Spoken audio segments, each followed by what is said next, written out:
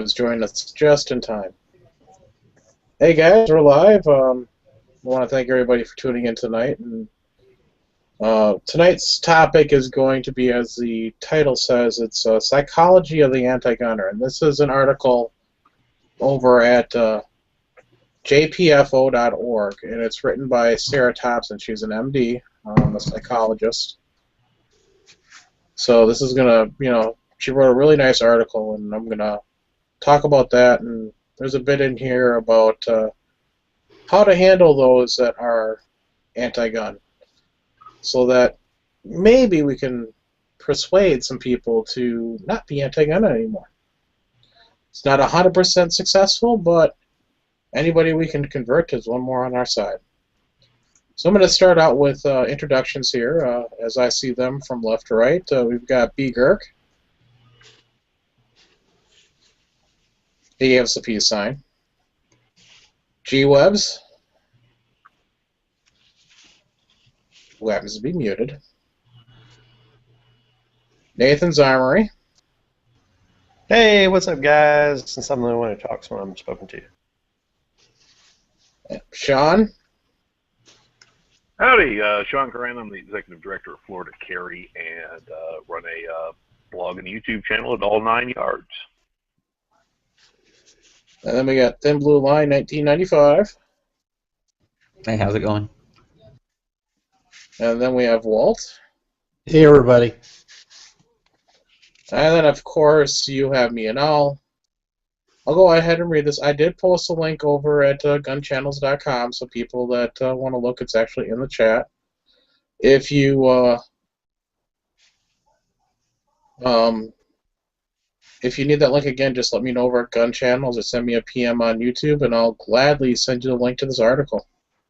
Sorry, I was just reading a comment left over at Gun Channels, so I'm going to go through, and I'm not going to read it because it's quite a long article, but I will go through and kind of like paraphrase and cherry pick some of these, the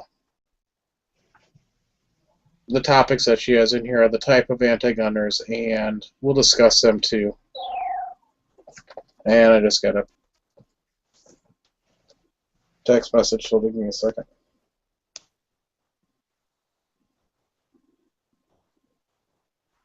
Okay, I guess GWebs has trouble, so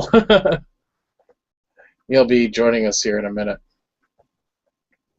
I'm going to start out, again, this is written by Sarah Thompson, and this is her opening paragraph. How often have you heard these statements from misguided advocates of victim disarmament, or even woeful, uninformed relatives and neighbors? Why do people cling so tightly to these beliefs in the face of incontrovertible evidence that they are wrong? Why do they get so furiously angry when gun owners point out that their arguments are factual and logically, there we go, incorrect? If I could speak tonight, this would work a lot better. How can we communicate with these people who seem to be out of touch with reality and rational thought? One approach to help you deal with anti-gun people is to understand their psychological processes.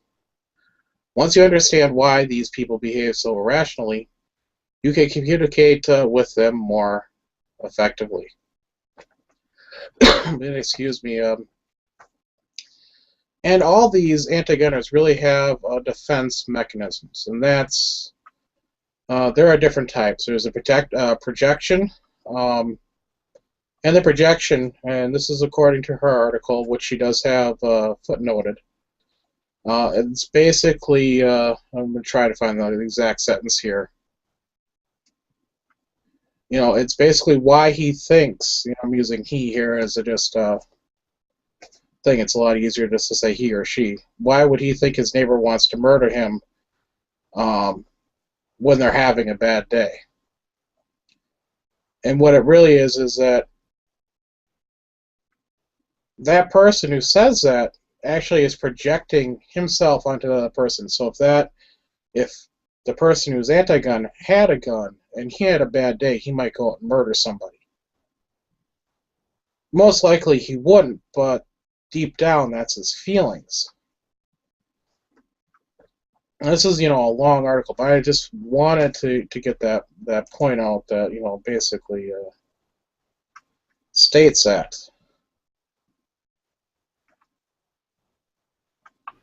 So what do you think? Have you guys run into those type of people?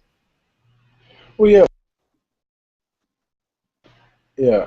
Well, if I could start off and just say, the big problem just from the beginning is that us as gun owners, law-abiding citizens, as far as anything having to do with gun, we get grouped into the same group as criminals as far as what we're willing to do with our guns as far as violence goes and things like that.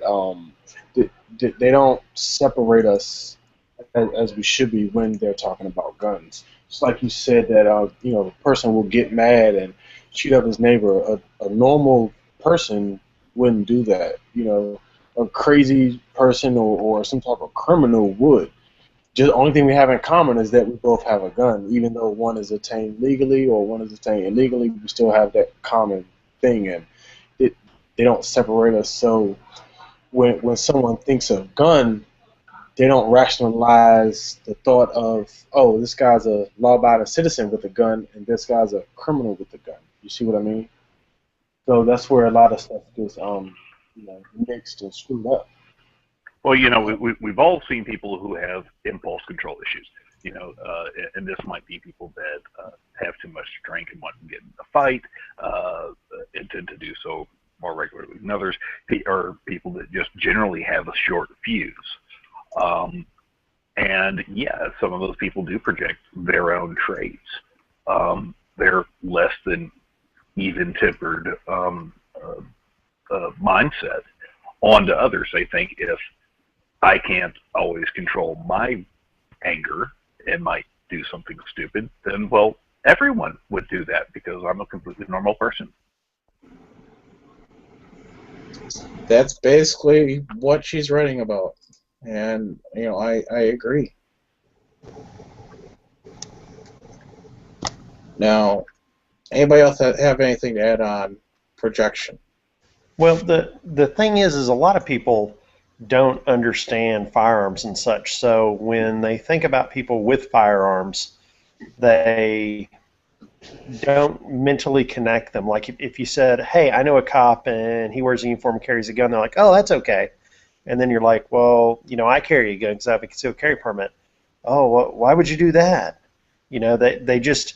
They're kind of in this sense of denial, and whenever they're confronted with it, they get these crazy ideas in their head. They just sit there and go, oh, well, you must want to murder people or something. It's, or maybe like projection says, maybe they're likely to get upset and get highly agitated, so they don't trust themselves with a weapon, although they probably wouldn't kill anyone in most cases. But they just have this mental thing where they think, oh, maybe other people might. Well, that's all they ever hear about is people hurting people with guns. They really never hear of anything good. News people make sure they handle it that way because that's their forum.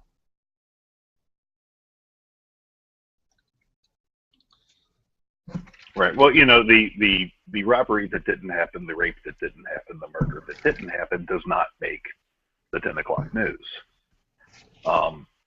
Because, well, okay, an attack took place, somebody drew a gun, the attack was over, usually without a round being fired. Professor Gary Kleck's research shows that very clearly. Over 90% of the deaths of gun uses, no rounds are fired. It's not very good news. So people really don't get exposed to it at the same level they do to the bad things that happen with guns. So people who really aren't informed on the topic will just take at face value what they see, and they say, well, every night I see news articles about someone shooting someone, so we got to do something about all this shooting, so let's get rid of the tool. Well, the media has their own. That's something that's completely different here. I will add, one of my friends is of this mindset, and he's somebody who's from New Jersey, sad to say, and he thinks that if he thinks the exact same thing. He's afraid that his neighbor is going to shoot him. And when I first saw this article and I've read this and I've tried to talk to him about it, but everything I've tried to talk to has failed. So he's one of these can't convert. But I believe that it also being part of New Jersey, and it's a sad thing, but people are like that. They don't have the self-control. Well, think about it like a subject you can't comprehend. And so what do you have to go off of? You have movies, you have the narrative spoken on TV, you have all these things. So you can't see yourself carrying a handgun and using it in a defensive purpose. That's something you think only a cop could do. So when you hear about other people with a handgun who carry guns or own guns in their houses, you sit there and go, why would they want those? Why would they need those? And, when you hear about someone who's a hunter, oh, well, they want to hunt animals with them. So you have a connection you can mentally connect with there. But self-defense is just something common people a lot of times don't comprehend. Right, and one of the biggest problems is once someone has accepted a premise, the premise being guns are bad. But once someone has accepted a premise, they will defend that premise right up until the point that they can no longer defend it. And when there are other organizations out there and other news media outlets and blatant misinformation coming out of people like the Brady campaign and the Everytown mayors, but even though it's misinformation, it reinforces their premise. And that's a very hard mental block to break.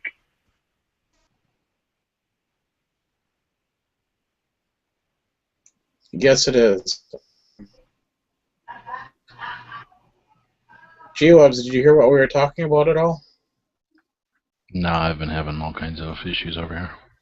Oh, okay. Well, we were just talking about projection, basically how a person projects their negative feelings onto, say, a neighbor and thinks that as a defensive mechanism that if the neighbor owned a firearm, that they would kill them if they had a bad day. They're just projecting it upon the neighbor because that would be something that they would think about doing. Not that they would do it, but something they'd think about doing if they had a bad day.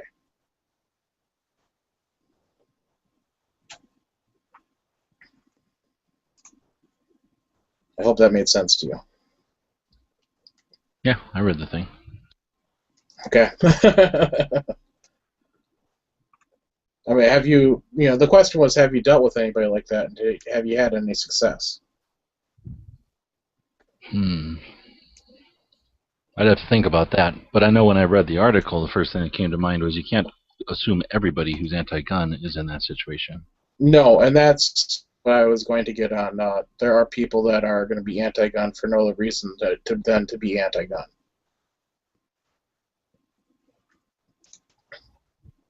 All right, I'm going to move on to the other defensive mechanism that anti-gunners use, and that's denial. This is one that's also commonly used by supporters of the gun control. Denial is simply refusing to accept the reality of a given situation, and this is a good example. A woman whose husband starts coming home late, has strange perfume on his clothes, and starts charging flowers and jewelry onto the credit card. She may get extremely angry at a well-mannered friend who suggests that her husband is having an affair. The reality is obvious, but the wrong wife is so threatened by her husband's infidelity that she is unable to accept it, and so denies it exists. Well, the anti-gunners do the exact same thing here. We do live in a dangerous society where criminals attack innocent people. Almost everybody here, either has been or knows somebody who has been victimized. I know I fall in it. I was going to say one other thing, and the anti-gun people refuse to accept the reality of the proven and serious dangers of civil disarmament are using denial to protect themselves from the anxiety of feeling helpless and vulnerable.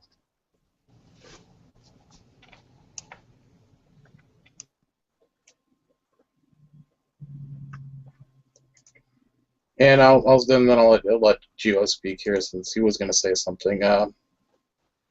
We as gun owners, some of us do live in the denial that the government will never confiscate our guns. There are pro-gun people, it's a denial. It's a good way to put it for something pro-gun people might be able to feel. Now, what were you going to say, G-Webs? Well, I was reading that article, and when I read that part of that article you just quoted there, I was just going to chime in that made me think that, again, I hate to I've said it in other things, I don't like to use the defense of firearms. I don't like to make self-defense one of our crux in our self-defense. Yeah, I don't want to use self-defense of the individual as our defense for the right to own firearms. So Correct. when they said that, I thought to myself, well, I mean, I guess I have been technically robbed one time, but I mean, I'm freaking 4 decades old, so I had to sit here and start thinking about it to find out. I don't know very many people that have been mugged or robbed or raped or anything, and I'm definitely not a 1%er. So when I read that, it just seemed to me like it was, if it made me, who is on her side, and I'm the same position as her, and I'm reading it with the intent of how to talk to an anti-gun person or anti-freedom person. But when I read that part about we can all, like, hey, let's just all agree that we all know people that get, victimized by crime or whatever, I couldn't go along with that part because I don't want to act like this is such a violent society that we all have to be armed because of the violence in society. That's not why we have firearms, but I mean, that's just a small portion of it. And it's only a portion of it when there's actually crime in society, and we're on one of the massive downswings of crime in society. So anyway, that part just kind of perked my ears up a little bit. And when you were mentioning being in denial that the government could take them away, I guess what you're saying is assuming that the government would never do such a thing? Correct. Okay, so then I'm also going to say I don't know if I'm just having a bad day too, but I think that if we're going to spend time looking at the anti-gunner psychology, we need to look at our own psychology, and we can be pretty dumb about stuff too. Some pretty obvious stuff. And even though it has nothing to do with this article, I just thought it'd be a good time to bring that up, that we need to look at how we, for example, we always get fixated, and I do the same thing, on assault rifles, definition of assault rifle. Like, it drives me nuts to no end, like a lot of people, when they'll call it like an AR-15 shotgun or whatever, just to freaking not use terminology correctly. But it doesn't do us any good to get worried about that with the wrong people. You know what I mean? Amongst ourselves, we can understand it, but what I'm saying, it would be like a wasted time argument to try to teach some old grandma what an actual assault rifle is versus a semi-automatic AK or whatever. Right, and I Anyway, agree with you there. No, so I'm just saying we should probably look at ourselves sometime, and maybe from this kind of article written about pro-gun people, but I don't want to go too off topic. I think that it's super important that, we're talking about the part where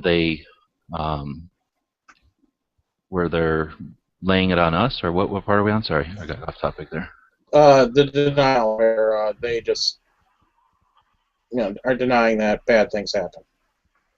Yeah, and again, I was only a part of that thing that I guess I'd comment on is it almost seems like she touched on some things, but not on everything. But I definitely think that this is key to having better discussions with people that are anti-freedom. Well, one of the things important about the 25-year shift in the reduction in crime rate, and Florida was a laboratory for this. We passed one of the first statewide concealed carry laws in 1987 and 1985. We actually made it so that you could carry a gun inside your car without a license. You could have it in your glove box or your center console, or many ways you can have a gun without a license in Florida. And that was put in place because back at that time we were having just an epidemic of carjackings. It was getting a ton of media attention. There was a lot of carjacking going on, people specifically targeting out-of-state visitors who were in rental cars predominantly. So they changed the law. They liberalized gun carry in cars. And, well, after the first carjacker got shot, carjackings went down a lot. So just because the current carjacking rate is low doesn't mean it's a good idea to take away the thing that made it low. So thinking that not carrying a gun is not going to have a reduction or taking away the right to have a gun, say, for instance, here in Florida, taking away the right to have a gun inside your car even without a license, pretending that that's not going to increase our rate of violent crime in cars is well, it's an absolute denial of the facts that are easily laid out. Well, right. You have a bunch of facts, but no one has to agree with your situation, with all that. People could have just got nicer during that amount of time. So I'd rather illustrate the part, and I don't care if I'm right or wrong. I'm just saying it's that easy to dismiss the whole logical argument about the correlation of events. So what I suggest is, as an alternative to that, would be to illustrate to them that concurrently people are able to own firearms and carry them around in their cars, right? But at the same time, crime's going down. So you gave people the right to carry firearms in their law-abiding people to carry firearms in their cars and on their person or whatever else the experiment was, and crime went down at the same time. You don't have to make it a cause and effect, because if they don't agree with you on the cause and effect, then they're not going to agree with any part of it. But they can't argue with the fact that it happened concurrently, and that their own numbers that they're going to try to use one way or the other against us coming from the government, we can use those numbers and go, look, you can't deny that those numbers are going down, and you can't deny that the state has allowed people to carry guns. Now, you don't have, if you add the part in there about the first hijacker getting killed, I think that goes back to what Gert was saying, and I think that was freaking brilliant. And unfortunately, I don't know if I even got to say it publicly, but that was freaking brilliant because, and then my computer crapped out, but the idea that they don't care if we're law-abiding or not, and to them it's just somebody found a legal loophole to carry their gun around. There's another gun owner carrying their gun around. It's just that they were rich enough to pay the permit, or they found the legal loophole, but they're basically a criminal. And when they're thinking about it from that angle, we don't do ourselves any benefit by holding ourselves up as the good guy or the bad guy in a fight, because it's the fight that they don't like. So I suggest let's step away from the fight and just say, look, you can own property, and crime went down. So owning the property does not make crime go up, because that's simple ass logic. It's right there in front of us, just two pieces. Yep. That was brilliantly said. I should have said That was very well articulated. It's the unlawful use of anything. It's the unlawfulness of anything you do that's a criminal activity, which makes crime goes up. And people fail to realize that, because as Americans, in general, over time we've become this "I want it now," type of people, and that shortcut and the short route to getting things done is what leads to it. Oh, they're killing people with guns. Let's take away the guns and end it. No thought is going to exactly how to solve the problem. It's just, oh, okay, this must be the answer. Let's do it. And it's that problem. It's the misinformed and the uneducated. And then on top of that, it's the willingness of someone to want to learn. Because we can sit here and spout facts and things and try to change people, but if that person doesn't care what you're talking about, it goes in one ear and out the other. You know what I mean? It can be a person that's in the middle, but if they don't really care, they will never come to our side. Hopefully they'll never go to the other side either, but if they don't care, they'll never come to our side, especially if an anti-gunner is so adamant about they think they know. They'll never come to the middle. It's that problem. Well, I want to speak a little bit on denial here, because I lived in denial for quite a while that I didn't need anything because I lived in a safe area. Crime doesn't happen here. The only crime that I can say that I've experienced, and that wasn't even firsthand, was when a relative's house got broken into. that live in a very different part of the state than I do. So I always lived in that denial that it just won't happen here. And I can quote facts. The chance of it happening here are very slim. I know the difference now. It's very slim that it'll happen here. The town that I live in is the fifth safest town in the state. It's fifth. It's not number one. It's fifth. So bad things do happen. I mean, it's statistics are good, but it's never that bad, or it never might not happen until it happens to you. You know what I mean? You can have a 1 in a million shot. Tonight we're gonna be talking about, Girk has a 1 in a million shot, of getting robbed, which is way better since he moved to Virginia. And I can go outside right now and get robbed. That 1 in a million shot means nothing. You know what I mean? That's what I was getting at. We're not the safest. Crime does happen here. No crime happened here, we'd be the first state. The first in the state, not the fifth. So I'm prepared now. I'm prepared to take care of myself. I don't live in that denial anymore. And since I've armed myself, I don't feel like a victim. I don't have that anxiety.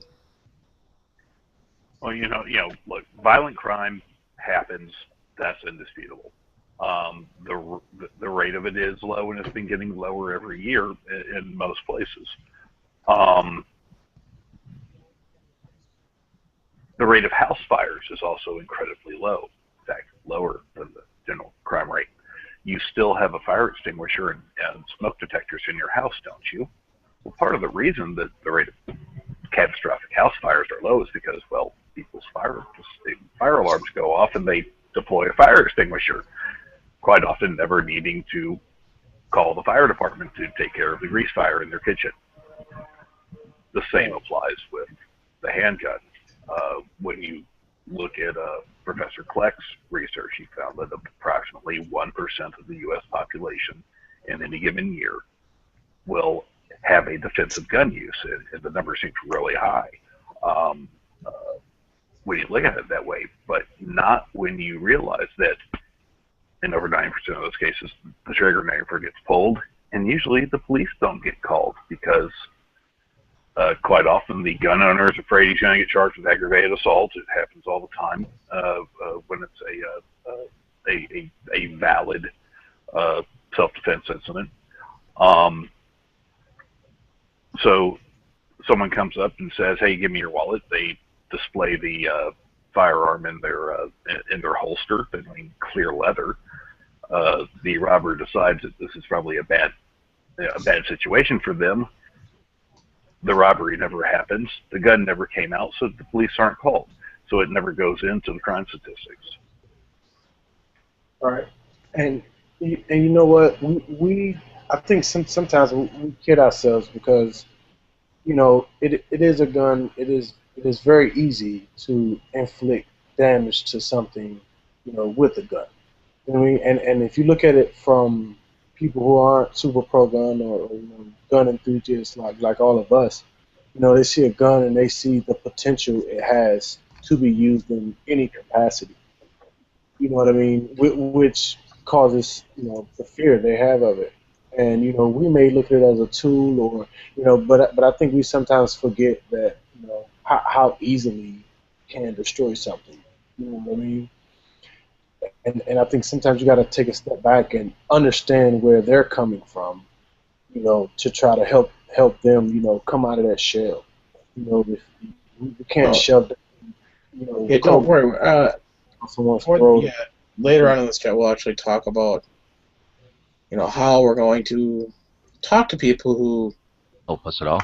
So instead of using like a number, and I understand that for us it's a great number for the number of non-lethal force required, defense of self and property with a firearm instances that we all like to tout, but we can't prove that number. We all have to say, so-and-so estimates it at this, and so-and-so estimates it at this, because obviously nothing was ever called. So instead of trying to prove something that's unprovable, which is automatically going to give us one less credibility point in the argument or the discussion with these people, then why not again talk about? I love that analogy of the fire extinguisher, but fires aren't becoming less of an issue because we have better fire extinguishers.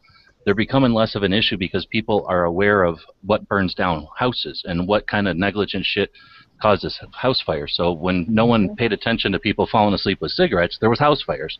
And when people started becoming aware of that, there was fewer house fires. So again, it's education and prevention that stops big ass numbers of things happening. But instead of throwing away that whole analogy, because I love the analogy, is we can say, look, house fires are going down. But not only do we still have fire extinguishers, but there's whole like portions of this country, like probably hundreds if not thousands of dedicated, brilliant individuals that are coming up with new fire suppression systems and new fire prevention systems. Like the technology of fire prevention is going as strong as if everything was burning down, right? However, we're getting less and less house fires every day. So you don't stop, good just because some good stuff is happening, or we're in a periodic system. We're at a good point.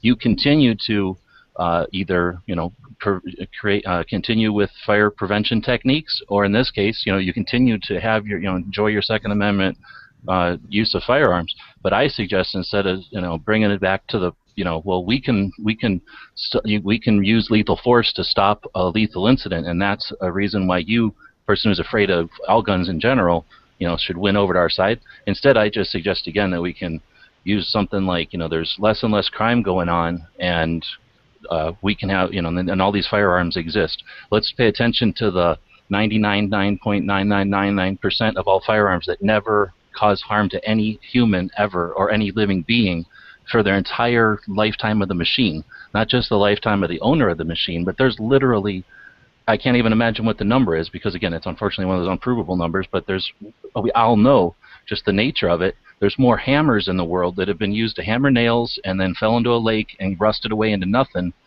than hammers that were used to murder people. So why can't we illustrate that you're persecuting very many firearms over the use of just by a few horrible individuals on other individuals. Again, you don't persecute them if they carried a knife or a hammer. You don't persecute all hammers. But and I think that's what this article is about. It's about trying to mirror, and I don't know if we've gotten to it, so I don't want to jump ahead, Quark, but because I think you're still talking about the people, not the arguments or the ways that we react to their Yes. stuff. But that's what the point of this article is, not just to stroke ourselves and let us know everything we already know, right? But it's to try to get new creative ways to talk to people so that we plant seeds. So we don't have to win the argument. We just need to plant some logical, strong seeds so that when they think about it to themselves, they start changing their own mind. Yeah, start cracking a shell. I want to speak real quick about denial and the City Council of Chicago. They passed the ordinance to have all gun shops where they actually can only sell one gun a month to a person, have a 3-day wait on a handgun, and now they videotape everyone who buys a gun there. So they had a unanimous vote for these rules, and then came out and said that Chicago has a big violence with gun violence problem, and these steps are going to help cut down on that. And I'm sitting there going, you haven't had a gun shop in the city limits of Chicago since 1968. So how is gun shops the problem? It's not to mention ridiculous. It's complete It's not. denial. I just don't have the logic to figure out that that's not the problem. Well, it's denial. Well, not to mention also the $3,800. Let's talk about the cameras that are in liquor stores and convenience stores and how that stops crime. I don't even think it's denial. I think it's just stupidity. Filming the law-abiding citizen passing a NICS check doesn't change their behavior later on when they leave the store with the gun. Look, you know what I'm saying? It's obviously intent of the new Chicago law is not that these things are going to improve anything. It's to make it so onerous on the gun buyer that they choose to drive outside the city limits where they don't have to do all this stuff at another gun store. And it creates artificial market forces on those people that would have a gun store in the city due to this regulation, where they're just not going to be able to compete with someone outside the city because, well, the people buying guns don't have to get recorded, get fingerprinted, have these additional waiting periods, go through all these steps when they can just drive a few more miles. Well, and it's really sad for the people who live in Chicago who don't have much money and don't have access to a vehicle to drive outside the city and buy a gun as easily as the middle class do. You know, the people who really need a gun, who live in the crappy, you know, part of the city, who don't make much money, that now it's just a further way to prevent them from defending themselves.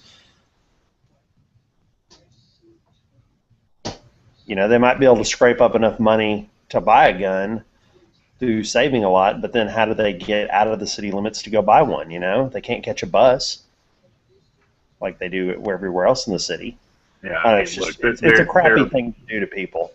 Yeah, but, I mean, this is just purely, they don't want gun stores there, so they're trying to put so much regulation on them that there's no way they could be competitive and stay in business, thereby keeping gun stores out of the city. It's a backdoor ban, that's all it is. And their belief is, just like it has been since 1968, their total and complete belief is if we can just keep all guns away, it'll cut down on gun violence, yet they're one of the most heavily gun violent cities in the United States. I mean, they're not in the top 10, but they're close. I mean, they are getting 500 murders a year, which I'm pretty sure that exceeds Dallas and most other major cities. All right, yeah, I think we covered denial pretty well. The next type of defense that they use is their reaction formation, is what she calls it.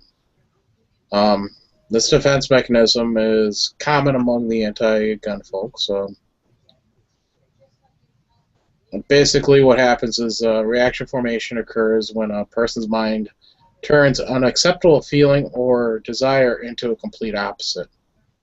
And a good example, a child who is jealous of a sibling may exhibit excessive love and devotion for the hated sibling. You know, that is the type of reaction formation that we get. And I think this is probably one of the more common ones, at least in the media. You know, I put, you know, the ex-CNN guy, I don't like to name him, so I won't, as somebody who was like that.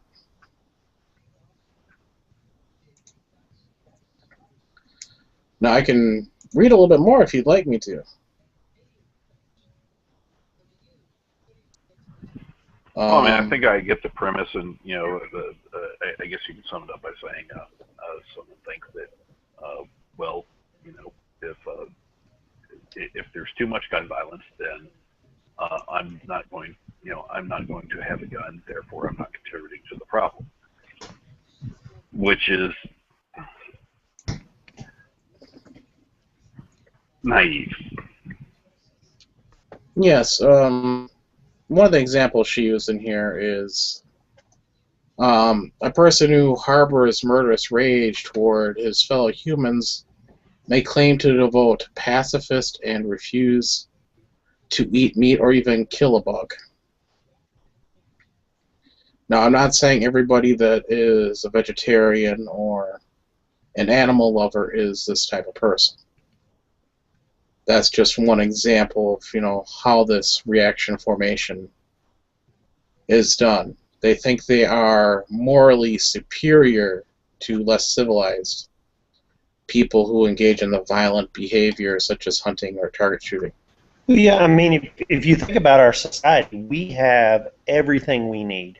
We have water, we have any type of food I want. I mean, if you named me a luxurious food, I could go out and get it inside of 20 minutes probably. You know, I mean, we have everything that a human being could desire in this country if we really wanted to get it.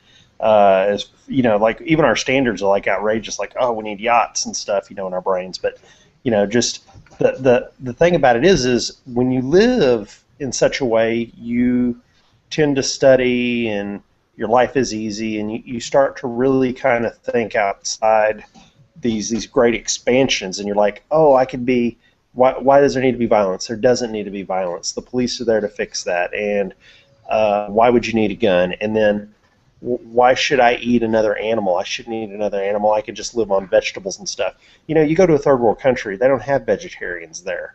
There's a reason for that. It's because only a highly intellectual, pampered person becomes a vegetarian. You know what I'm saying? I mean, except for India, but whatever. Yeah. okay. Now, I'm sorry. That is an excellent point because I didn't even think of that. But you're right. That is, though, But I understand what that you're is saying. religious.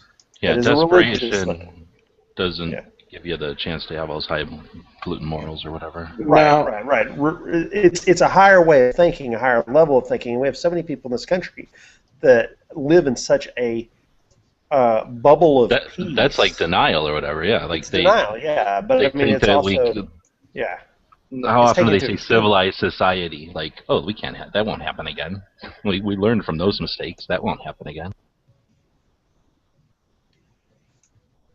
Well, I don't know. Have we learned about the mistakes of over socialism, over putting societal uh, uh, imperatives above the rights and liberties of the individual? I don't think we've gotten past that. Oh, no, I was just being sarcastic, but I think that's if you talk to people in colleges, they think that we're somehow, beyond needing to lay hands on each other, unless it's in some kind of weird orgy or whatever. Right, that's one thing that she goes, there's a noted feminist, and I'll look at the article again, but, and find it. Betty Friedan, or something like that, I can't pronounce the last name, but this is a quote that she said, that lethal violence, even in self-defense, only engenders more violence. That doesn't make sense at all. Well, instead of you being the victim here and dying, now that what they're saying is, now there are two people that have had violence done upon them instead of just one. Yeah, and we see that all the time when we talk about the campus carry debates. Someone will say, "Oh, well, a shooter comes in and starts shooting people, and it's terrible." But if someone responds with their own gun and starts shooting back at them, then there's just more bullets flying and more people getting killed, even if it's that attacker. It's and backwards the police should logic. just spray them with their Batman super glue and Now, I will say this, and this is from Sarah, this was written in the article, that this reaction formation is the most difficult one to counter. So it's for me the one that's I can do a pretty good job, I think, of putting myself in other people's shoes sometimes, even if I don't just understand or even respect their position. But this is the one that I've heard this from other countries mostly, but I never thought about it. I've never really had the concealed carry campus debate, like you said, but I've heard it when we've had discussions with on the internet with people from other countries, and they'll say things like, and maybe not the person I'm talking to, but the arguments that'll be used for them are more of the effect of, well, if a murderer is gonna, or if a burglar is gonna, just steal something or rape you or whatever, like that wasn't, there was no reason to bring murder into that. And if you were defending yourselves, you're murdering them, and in other words, that's a bad thing, and I just don't understand how you grow up thinking that everybody has a right to do anything, even if they're being mean or whatever to you, then that's still their right, and it would be wrong of you to interfere with their right to be mean to you. I mean, there are people I that don't have deeply held social and religious beliefs that tell them that no matter what is happening, that they're supposed to turn the other cheek, and even if someone's trying to kill me, then I cannot take God's created life, even of that murderer. And they have these deeply abiding beliefs, and But I'm pretty sure even in the Bible it says you have the right to defend yourself. Of course, of course it does. But as with and I'm not talking about just Christian religions, but let's focus on just the Christian ones. Different churches have very different interpretations of which parts of the Bible that they pay attention to and which parts of the Bible that they discount. That's true.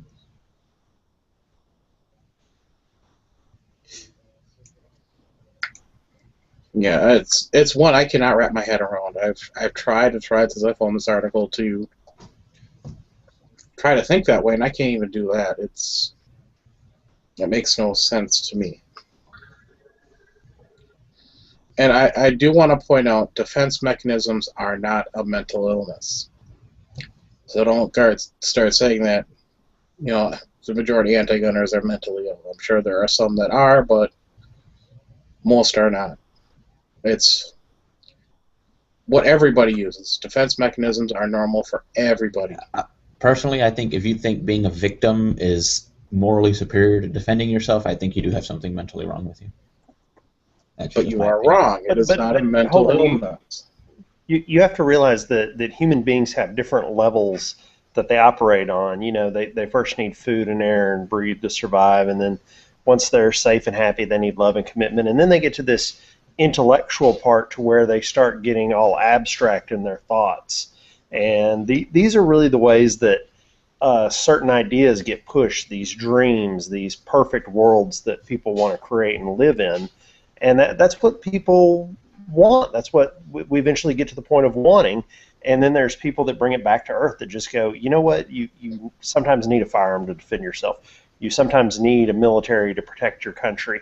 But it always creeps back. It's always that idea of paradise that leads human beings to leave themselves with, getting caught with their pants down, basically, when violence comes to the door. Because a lot of people who live in that atmosphere don't realize there are people that don't, who are perfectly happy to come and harm them to take what is theirs. When you're hungry and starving and have grown up in a bad atmosphere your entire life, you don't really care. You want to get things to improve your way of life, and will take them from others. Yeah. Well, look, you look at communism, socialism, and democracy. They all have the same basic premise: the attempt to create some form of near utopian society. I think democracy works a little bit better with that when it comes to taking some realities of human nature into it and actually putting people in charge of it over communism or even socialism. But they were all formed under that same goal of creating this utopian society, which, hey, it's a laudable goal, but you have to take into account the misfitting, the misfitting sprockets in the machinery of those governments, and that is the criminal element. And yes, those those outside of your government, those foreign powers that would do you harm.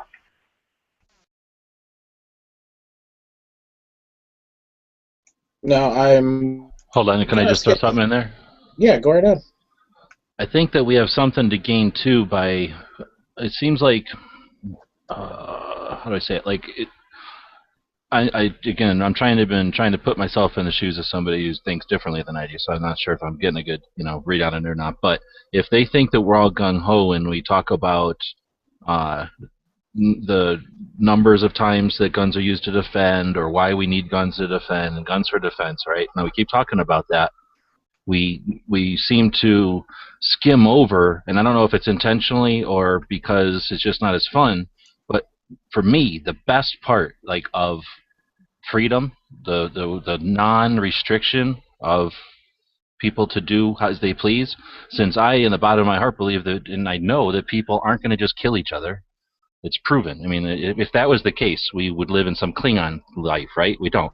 People don't want to just do harm to each other. Eventually, big groups of people hate other big groups of people when you start putting people together, but that's here nor there. When we're talking about talking to somebody who's not confrontive, right, or whatever the word is, somebody who doesn't like to confront others, we're never going to win the argument, or we probably won't win the argument, talking about the reason or the right or the obligation or whatever it is to confront. Instead, what if we just talked about the concept that if you let people be free to carry a firearm, that means you're free to not carry a firearm, and that means that out of 100 people, only one, or even better, none, even have to carry a firearm, and that criminal, that would-be asshole who we all are afraid of, might decide, or should possibly decide if it's in his own best interest, because he's probably an opportunist, that it's not a good idea to fuck with screw with those 100 people, because he doesn't know which one of them may or may not have a gun. It could be 99 of them, it could be 100 of them, it could be 0, it could be 5, it could be 20, right? It's to our advantage, and it would seem like it's both the pro-gun people, pro-freedom people, and the anti-freedom, or whatever the hell they call themselves, the anti-gun people. It's to both of our advantage for that bad guy to not know what the hell's going on and to just assume that we all have guns. But the best part about it is none of us even have to have guns. So it's not like we're pushing guns on them, and I don't know if we just overlook that or if we don't bring it up right, but I think that's a tool in our toolbox that we could use more effectively to these people that don't want to confront and would, don't live in that world of being responsible for their own security or their family. And here's one with like Illinois, getting concealed carry. People who live in bad neighborhoods, who see people getting shot, who see gangbangers and muggers and robbers, people who've lived in fear for years and years will go out and get concealed weapons in order to alleviate that fear. And then, because they live at ground zero of where that stuff happens all the time, it'll work itself out. I mean, the muggers will get a Glock in the puss and be like, hey, I don't want to be running around robbing old grannies, because old grannies could pop me back, so... that's how we got the McDonald v. Chicago case. Otis McDonald lived in a very bad neighborhood. He had been threatened by criminals. This is a good guy that wanted to mind his own business and lived in this neighborhood for a very long time and saw it deteriorate over years and wanted to do something about his community. And was actually under threat by the local gangbangers. And went to the people there at ICARE and talked to the people at SAF, and they brought the McDonald case, and it's his fault that we all have a right to bear arms that applies to our states. Yeah, don't worry, we're going to get to the good part, I think the most important about this, but I wanted to get out these, she lists 3 different types of personalities who are the anti-gunners, 3 different defense mechanisms. There are people that will never be able to get them to change, no matter what we do. And we have to accept that there are always going to be people out there who are going to be anti-gun. Nothing we can do or say is going to change that. But I wanted to say one last thing on defense mechanisms here from the article, and that is that they distort reality. This is kind of preaching to the choir, and I understand that, but it's always something that's important to understand, and especially if an anti-gunner out there listening and wants to read this, it's even better, because I'll actually have the link posted in the YouTube video after this, because I skipped a lot of this article, but defense mechanisms distort reality. Because defense mechanisms distort reality in order to avoid unpleasant emotions, the person who uses them has an impaired ability to recognize and accept reality. This explains why many anti-gun people persist in believing that their neighbor or coworker will become mass murderers if allowed to own firearms. And as we all know, I'll just kind of summarize this last paragraph here. We go through, background checks and, spent several $100s, to get a firearm. Some of us have to do that for getting a permit to carry, etc. And because we've done all this stuff, it's so unlikely that we're going to go ahead and do these evil things, except in a self-defense situation.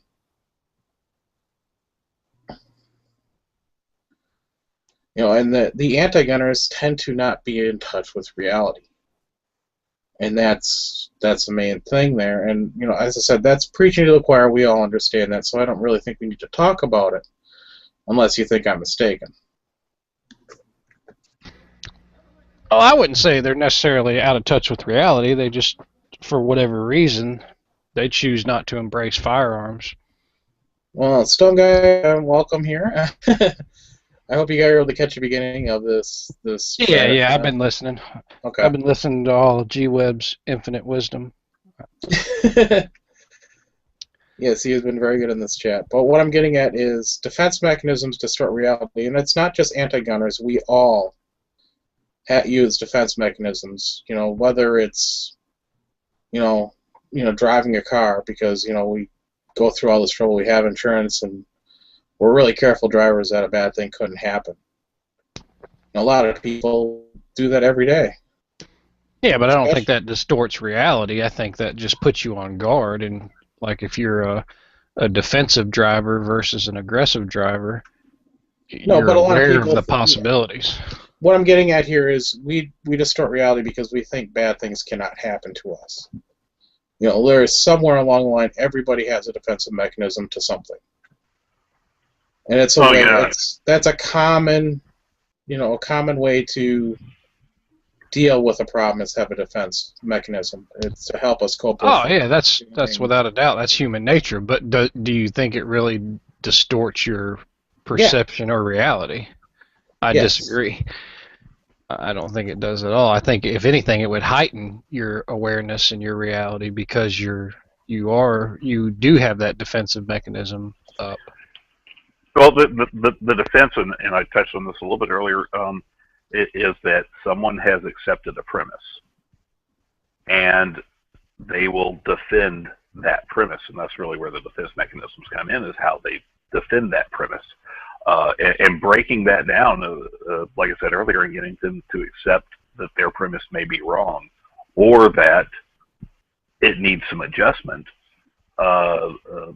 gets really difficult because you have to overcome those defensive mechanisms, and sometimes it's just impossible because people will cling to the premise that they've accepted until it's just not possible for them to.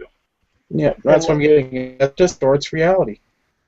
And here's another distortion that let's think about how people view cops versus concealed carriers. They could sit there and I could be like, oh yeah, I'm carrying a concealed carry gun, blah blah blah, and they're all freaked out and stuff. But if I just said to them, oh, but I'm an off-duty cop, they'd be like, oh, okay. It's just this middle connection, like, oh, so it's part of your job to carry a gun. Okay, then that's okay. Everything's okay now. And it's like, so why would a person who's not a cop be any less?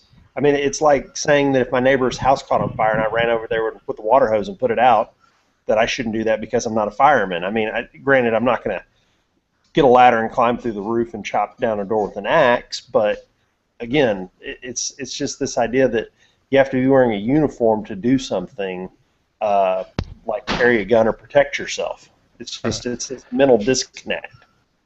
Well, right. Well, and you talk about police and concealed carry licenses.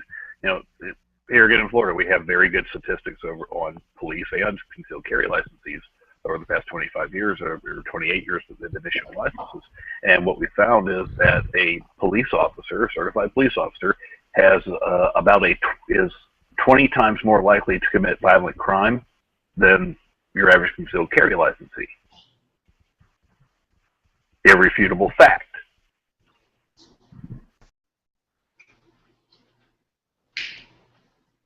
I like to go back to just the two facts that we're really talking about. They think that, or their fear is that people with firearms are going to be violent somehow, and another fear is that there's so many people with firearms. So I like to think we can just put those next to each other in front of them and say, you think there's a lot of people with firearms and we're all violent.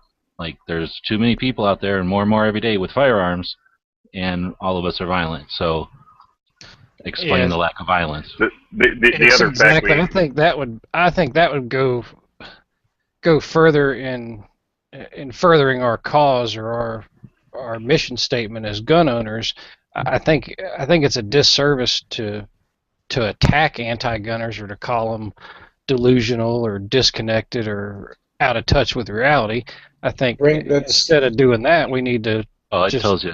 No, in so that article, it says not to do that for sure. Yeah, that's what I was going to say. This article talks about how to deal with anti-gunners. You're right on the topic right there. So. Oh, see, perfect. Well, it's as if you read the article that we're all talking about. No, I didn't. Outside of the article, when you I don't read. Okay, Anyway, so Lieutenant Grossman speaks to the fact that if your average citizen who couldn't do violence to another person, which again, human beings, the vast majority of human beings, we have a psychological thing in our brain that keeps us from doing violence and killing other people. It really takes training or a lot of premeditation or being put in a very bad situation for us to come to that level, which is why we don't kill each other all the time when we get upset. It's because there's something in our brains that makes us not do it. So, the idea that I'm a concealed carrier to a person who's a very peaceful, very, compassionate person, I'm an affront to their, idea structure. You see what I'm saying? Like, I'm not here to serve and protect. I just protect myself if something bad happens. But in their brain, I am at any point capable of violence or killing, because in their brain, they could never do that. So if I carry a gun, obviously, I'm the opposite of them. Do you see what I'm saying? Kind of like what Kirk was saying. It doesn't matter if we're law-abiding and good intentions. We're still that same son of a bitch who needs to carry a gun around every day. Why would you need that if you're not willing to kill somebody? Right. And somebody who can't comprehend ever needing to harm or kill another human being or use a gun, really, we're kind of an affront. We're an insult to their belief structure. No, we're all just little dick people with God complexes.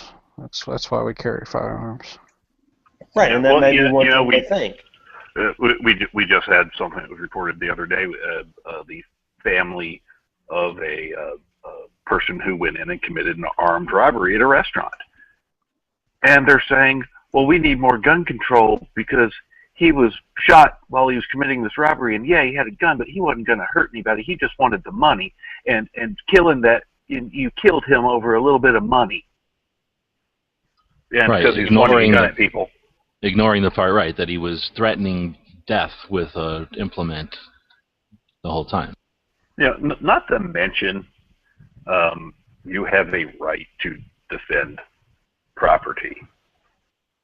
No one has a right to come take my television.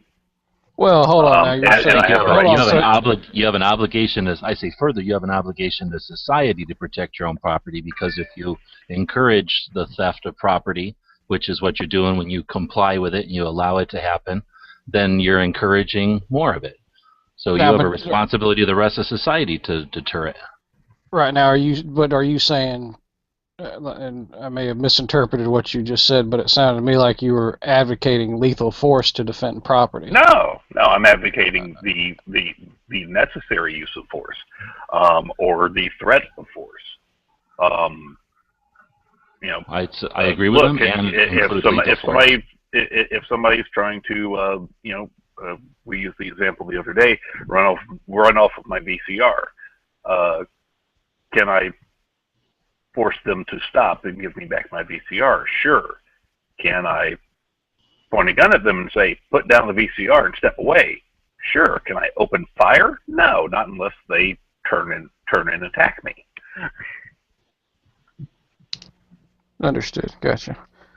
I want to clarify. That does disservice, and I'll say it again since we brought it up, even though it's not on topic, but that does a disservice to the concept of lethal force to defend property.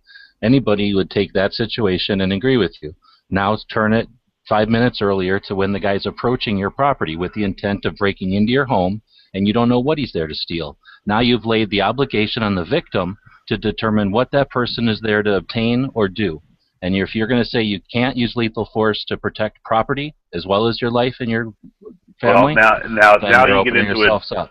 Now you get into a different factual scenario. No, now, I'm just taking that. I'm not trying to go off topic, and we're going to have to end it at some point because we're on Cork's chat here, and it's on the Talking to Anti-Gunners. But it would have been a disservice to us as pro-gun people to leave that, because it sounded like a bunch of pro-gun people are willing to let property crimes go unchallenged, and that's I just wanted to stop it there. Well, I'll just real quick throw this out. There's a different legal standard when you're talking about someone who is attempting to forcibly enter an occupied home or vehicle. In those cases, Castle Doctrine applies, and you have a presumption that that person is there to do you great bodily harm. You have a presumption of I suggest the justification to use lethal force when someone's encroaching on your, let's just call it perimeter, justifiable, boundaries that you are allowed to defend, then action of somebody breaks into your house. Referring to the necessity to it be a potentially lethal force on you, or bodily injury to you, is again requiring that the lethal force only be used by injury to a person, and I don't think that's necessary. I think that lethal force should be open to be used for property, and if it's used inappropriately, the person is held responsible. But again, what we're talking about is dealing with anti-gun people, and this is obviously yeah. Well, I suggest there's a good article put out by Eugene Volkov today.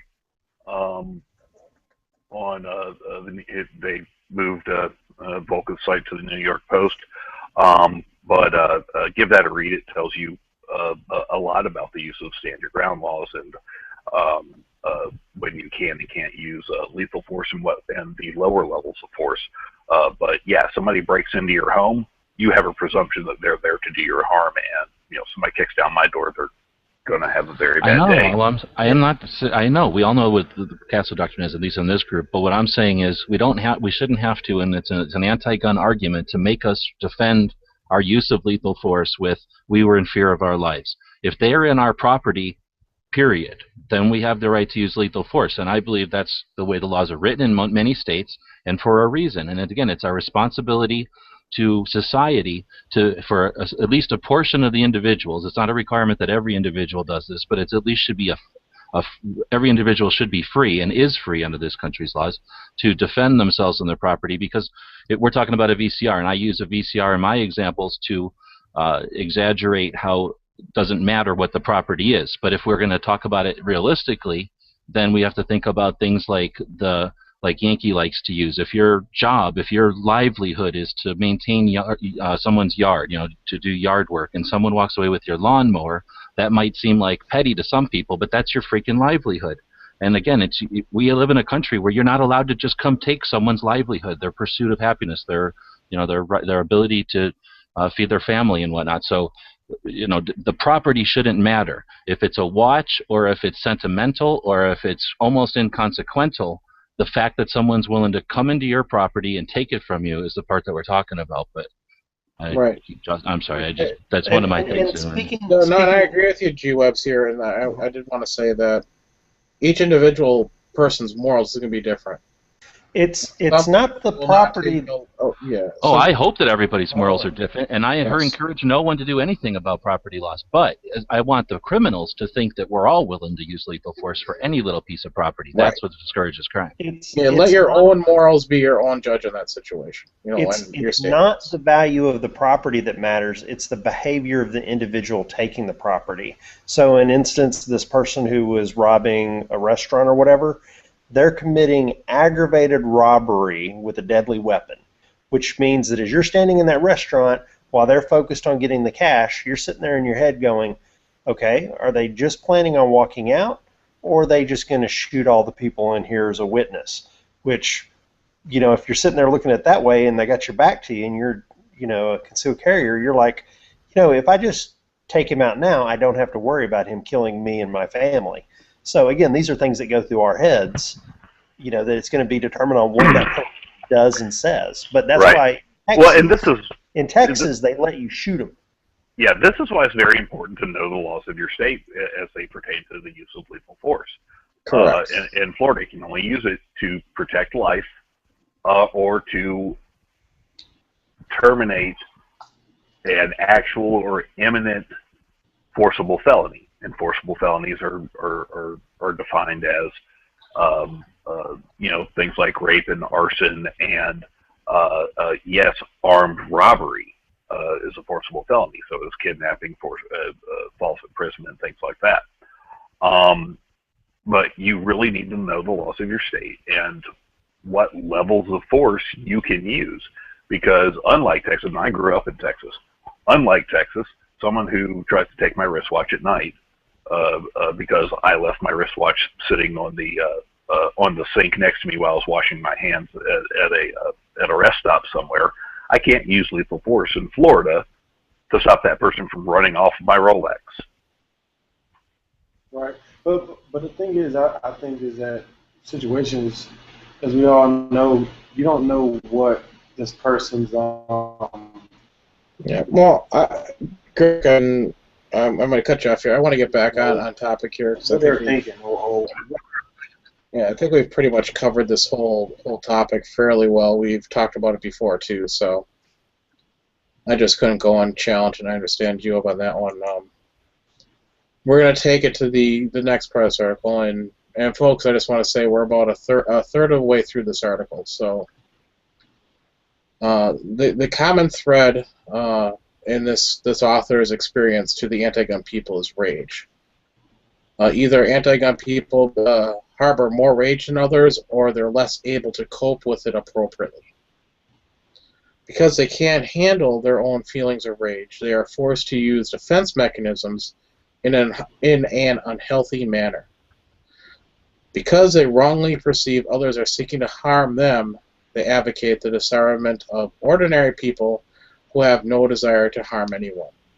Was this a damn psychologist that wrote this? Yes. Oh, Jesus. Okay. It's better than listening to a Yankee. Oh, don't dismiss it, dude. I would definitely encourage you to read the article. It's one that I read, I don't know. If it's not the exact one I read back in the 90s, I know it says it was written in 2000, but I suspect it's either she wrote it originally earlier, because I remember one time when we were working and we saw this, and I've been looking for it for a long time, or at least a version of it.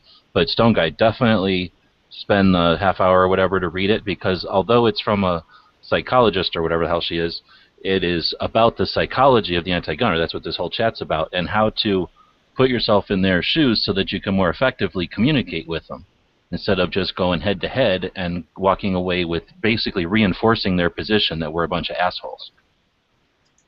And not to mention, so it's not really just her psychobabble on her opinion. It is, but it's about anti-gunners and how we should be aware of that to be able to deal with them better. It's in depth, and it looks at different reasons anti-gunners feel the way they do from a psychological perspective, and it gives you ways of explaining it to them. Because if you get into it with someone and they have a psychological block or reasoning, then you're explaining why you believe the way you do doesn't convince them. Do you see what I'm saying? Well, and I also don't believe you can group someone's psychology together and say that all anti-gunners think this way. No.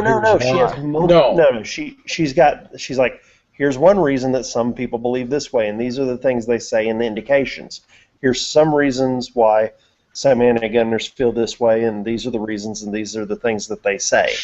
That's what she's going after. These different categories. For the group, and that's what we've been going over so far, and we're starting to start talking about how to deal with them now.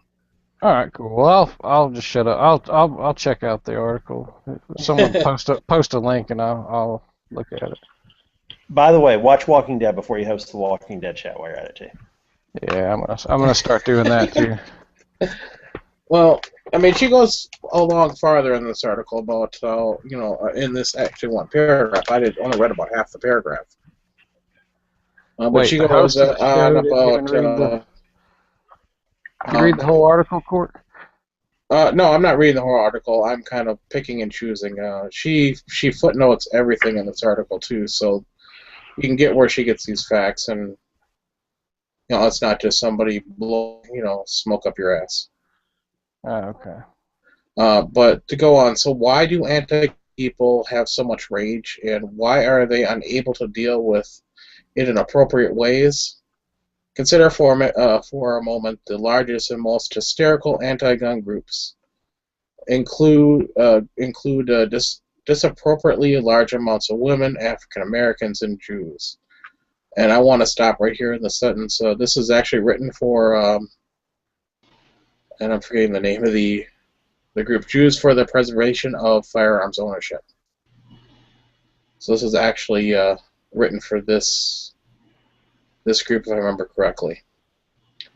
So it's posted on their website. Yeah. Also. Yeah. And virtually all the organizations that claim to speak for these oppressed people are stringently anti-gun.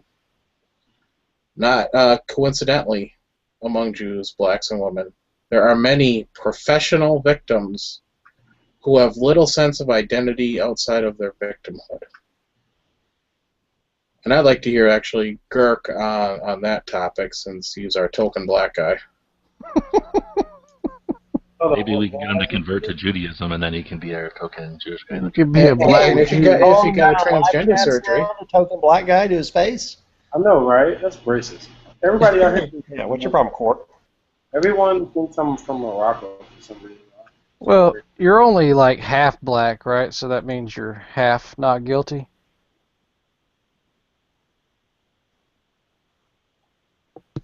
I'm offended for you, Begurk. Stone guy, how dare you? I'm literally hearing crickets. Exactly. But what was exactly. Well, I want to go with identity as a victim here, and this is more to read the article. If you were to summarize this article in 3 sentences, they would be: people who identify themselves as victims harbor excessive amounts of rage at other people who they perceive as not victims. In order psychologically to deal with rage, these victims utilize defense mechanisms that enable them to harm others in socially acceptable ways without accepting responsibility or suffering guilt, and without having to give up their status as victims. Gun owners are frequently the target of professional victims because gun owners are willing and able to prevent their own victimization. Well, I mean, I want to hear your thoughts on those 3. So these moms and nice higher end society people can't exactly go down the hood and express their feelings to the people who actually did them harm, so they go after us. Well, yeah, I mean, which is true. I mean, you can, but depending on how you act, it's going to depend on the outcome if you make it out of it. But that's neither here or there. I mean, there comes a point where you have people that are fearful, and they're honestly fearful of nothing. You know what I mean? There's a fear of something that they shouldn't be afraid of, and it's caused out of nowhere. Well, is she using rage as I mean, what's she trying to describe when she says the anti-gunners are full of rage? Because in all honesty, I mean these mothers groups, and I mean I don't see rage. I see a kind of an Denial? kind of go denial. I think you would say a misplaced. Hold on, I don't. It's not doing it justice. For nothing, Cork couldn't sum it up, but that's a hell of a lot to sum up, and Cork tried, but there's more to it. No, Basically, I was trying he doesn't want to sound like a massive racist, but in her multiple paragraphs, she basically says that there's people in society, right? And then people have different roles in society, and she's saying that women, Jews, and African Americans have here historically been in the victim role, and that they somehow have rage against the people that they see as not being in the victim role. So that's where the rage part comes from. And I'm also not doing a great job of summing that up, but she does a much more eloquent way of summing that up without sounding like a well, that racist. makes sense, because that makes sense. Okay, I thought she was speaking in generalities of just people that are anti-gun or full of rage and disdain. I was gonna say exactly what you have said. So kind of interesting. And when you look at some of the stuff that Eric Zellman wrote, he's the previous head of JPFO, and look at there's a great book that just came out by a college professor. It's called Negroes and Firearms: History of the Black Man and the Gun. And there's a lot of factors there that come in when you have groups that are now generally considered to be a protected group under the law. But there's been a lot of shift in these feelings toward the gun within those groups over the past 120 years. You look back to the 1890s, right after the Civil War, when we had the Freedmen's Bureau and we passed the 14th Amendment, and back then we had an activist named Ida Wells who wrote articles saying that, hey, the Winchester repeating rifle should have a honored place in every black home because of all the lynchings that were going on at the time. She did that pointing out a lynching that happened or that was stopped by a group of armed black people in Jacksonville, Florida. Our legislature responded by passing the first gun ban, and I believe it was one of the first in the country that was applied, well, that was on paper applied to everyone. They said that if you're going to have one of these evil Winchester repeating rifles that Ida Wells says should be in every black home, then you have to get a county license to get one, which of course we only give those county licenses to people who are good moral character, meaning you're not black. So did this lady that wrote this article, is this based on her research, or did she like interview? It's based on her research, and it came off at actually an email that somebody had written her, and that's why she wrote this article. I didn't know if she did interviewed 1,000 anti-gunners that happened to be women and Jews, and if she just took a cross section of the people she spoke of to kind of. No, it's fairly obvious that like big giant chunks of the anti-gun movement are real rich Jewish people or really rich females, and so forth. Right. I mean, there was a time if you told a group of Jews give up your guns, especially kind of right after World War II, that wouldn't have gone over so well.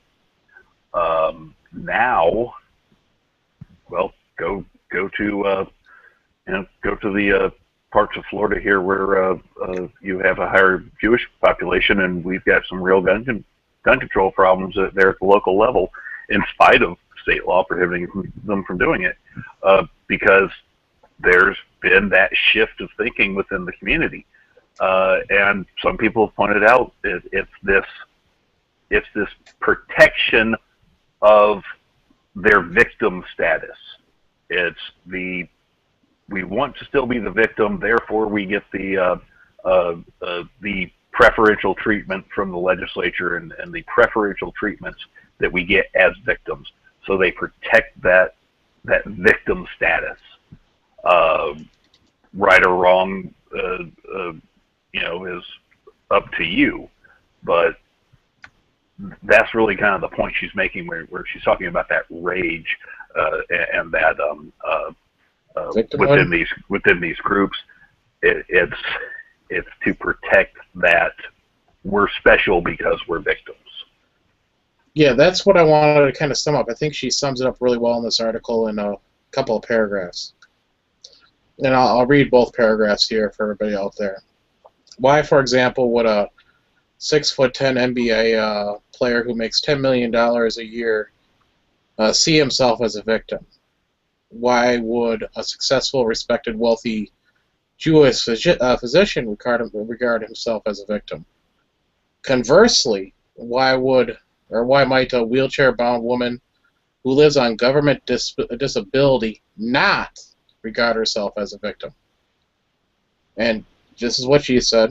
I would argue it's because the basketball player and the physician believe that their identities are dependent on being victims, not because they have actually been victimized, but because they're members of a group that claim victim status. Conversely, the disabled woman the disabled woman was probably raised to believe that she is responsible for her own success or failure.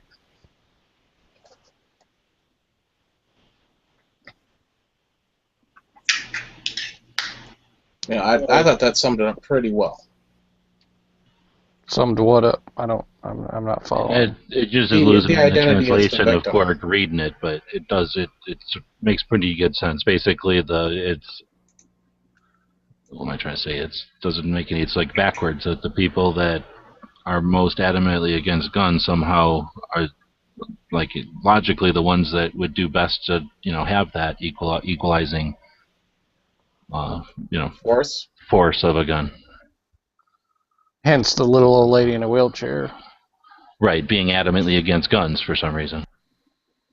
Yeah, well, the woman who is on welfare and government disability does not regard herself as a victim because she was raised differently. I just find it ironic that most of the gun control was originally created in order to oppress victim groups, and now we have who now defend it staunchly defending gun control. The cognitive dissonance in that is just mind blowing. Well, it's manipulation. So hopefully, what we're doing here is untangling that weave that's been allowed to happen over the last decades or so, but we can unravel it.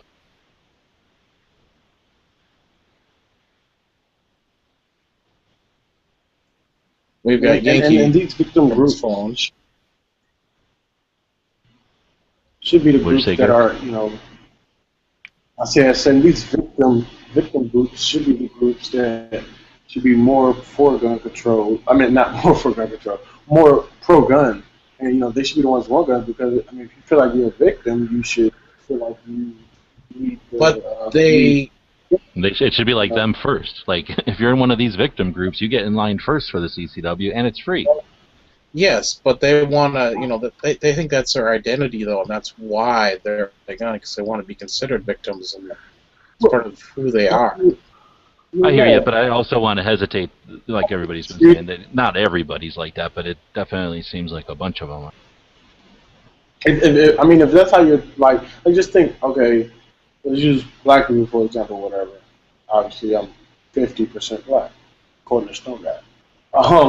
If you've been, if you've been receiving help, even if you didn't need it or, you've been receiving help. You're breaking up. Your mic goes out, Kirk. Hold on, let me lower my bandwidth real quick. Can you hear me now? Yeah, we can hear you. We hear you fine. It just cuts out for some reason. Okay, well, let me know if it keeps cutting out, and I refresh it. But if you've been receiving handouts and been given this and been given that, been given help, and you've been treated like this, over the years, it's going to get ingrained into your mind that, okay, this is who I am, and, this is what I get, and, this is my place. It's, is any forward thinking of saying, how can I, get past this and not need this help or things like that. Exactly. Big part on the government because, the government's the ones who's giving out welfare and things like this, and then, it causes that. I don't think I don't feel as a victim. I'm pretty sure a lot of my family members may not feel the same way, but are treated as such. As you're needy or you need this help, and it goes on from there. If you guys can kind of get where I'm going. Well, I understand. You're actually on something that she wrote just down underneath the next to the special treating and misleading leaders section, that she was, the victim status, because these groups get special treatments. Whether it be the special treatment in this case, affirmative action, quotas, and other things too. I just don't want to go ahead and read it all, but along those lines.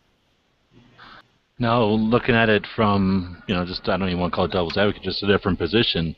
It's like the government's role is to, well, and the people that are I don't want to say it that way. People that are corrupt, that want to hide in the bureaucracy, find it, they find ways that they can, maintain their power. Let's say by how am I trying to say, like encouraging these groups to feel victimized, so that they can then offer them some hand, even though they don't want to offer them enough of a hand to say, you're not victimized, come on, let's get up and do whatever. But you know what I'm saying? It's like they have an advantage, or they have an interest in keeping these people in these groups, and then it's like they foster it. No.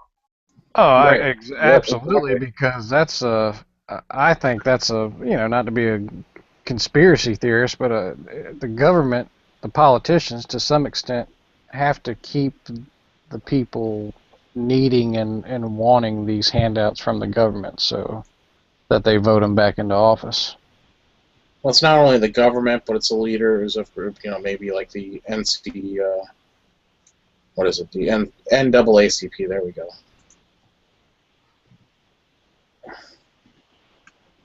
Yeah, I don't know. I think it's the situation we find ourselves in America now, where the voting population, um, it's going to be hard to convince someone to vote against a government that signs your checks. Well, victimhood is actually good business. For these organizations, they do foster that victim status, because this way they can get more money. It's a good way to stay in business, and that's why they try to keep this going. And NAACP was, well, I don't know if they still are, but they were when this article was written. It was 2000. They were suing firearms manufacturers to put them out of business. Right. Why Well, would the and I think some of that with some of these groups is, they did some absolutely great things, back during the civil rights movement, and things that just needed to be done. And then as we move forward, and we had the creation of the protected classes within the government and within the law, and a lot of those boundaries started coming down, and then they get the affirmative action passed, and actually creating a favored status with employment in high school or college enrollments. It went from being a victim group to a favored group in many scenarios. And then, yes, there's obviously still racism. Yes, there's obviously still things that need to be dealt with. But to a large extent, they didn't have the problems with government that they previously had with those organizations, and they became organizations in search of a mission. So they create new boogeymen to go after. And, well, the gun is, for many people, the ultimate boogeyman.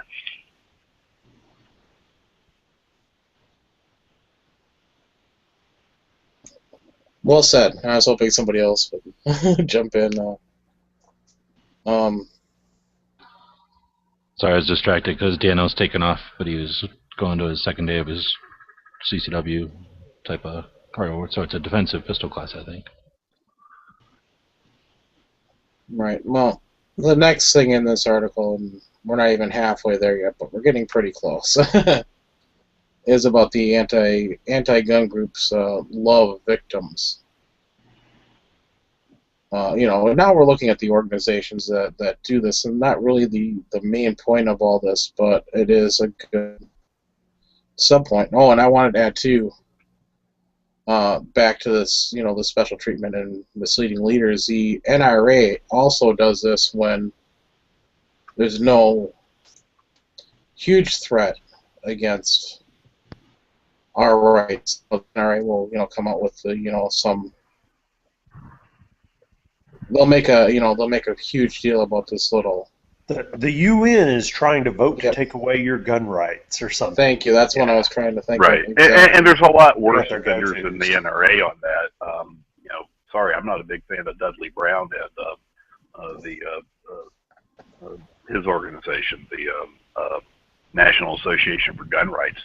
They straight up manufacture boogeymen. they tried to put out something a while back saying that they were trying to put gun control into the FAA authorization bill. Well, I know people in that. I'm a private pilot. I know people with the Aircraft Owners Pilot Association. I call up their lobbyists, and they're like, they have no clue what he's talking about. I call up some of my political contacts. They have no clue what he's talking about. It was completely made up. And then when it didn't happen, because it was never going to happen, they turn around and claim victory. And so it's not limited to just the anti-gun groups. We have some, I call rogue pro-gun groups that do the same thing.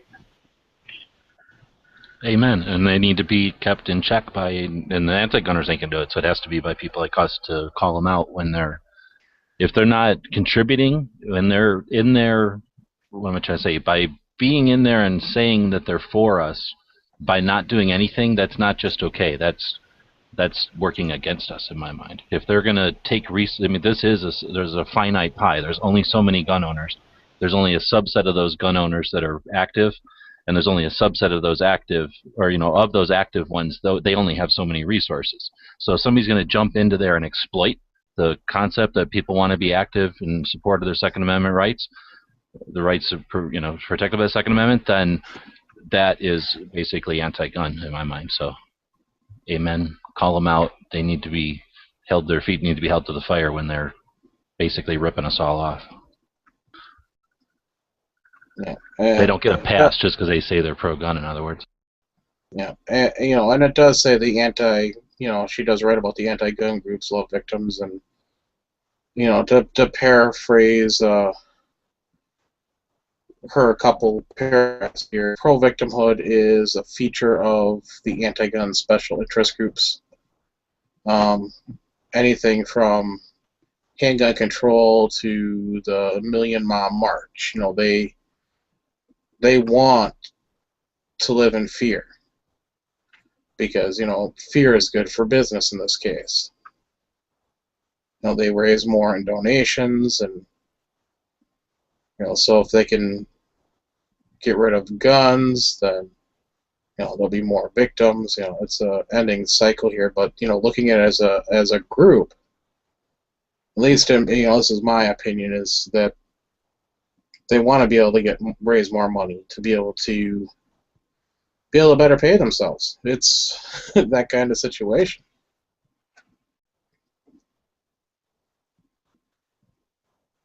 Anybody got anything to add to that? Again, I've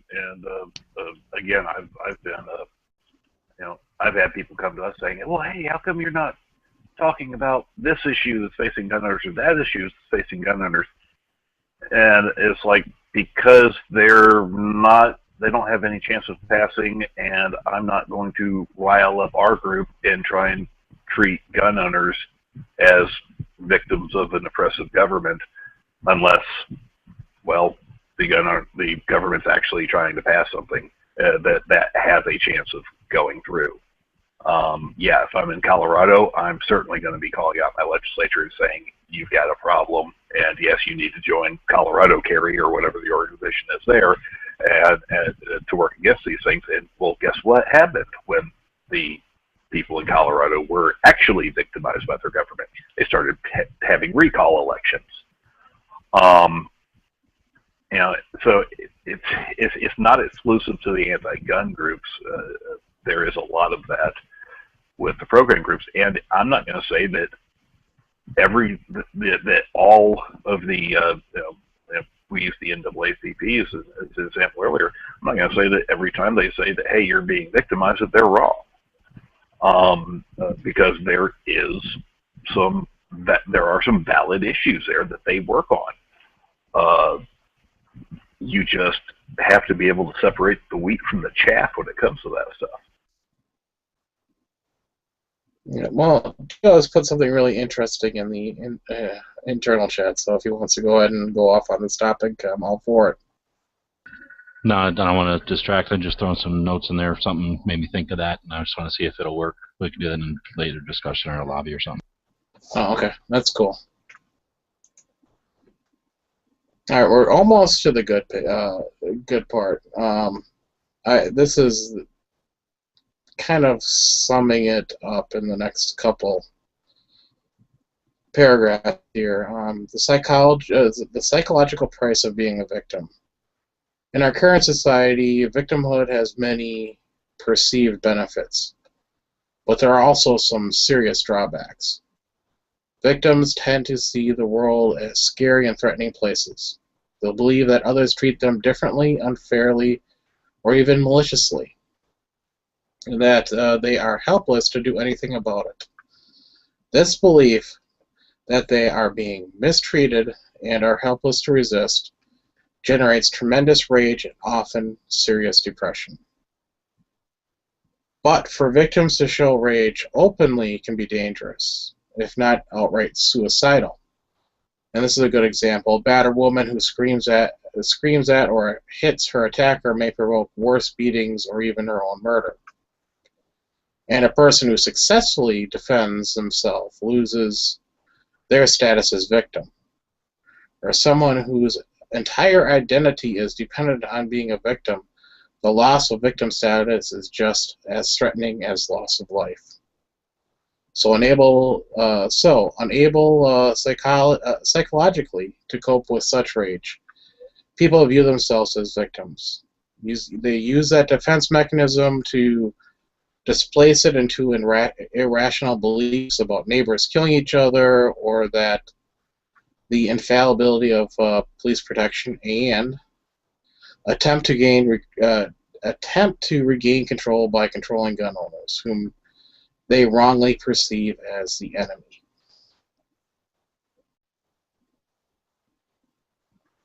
So as you can see, the thought of being an anti-gunner is that we're the enemy because we have control of ourselves. We're not under the control of others.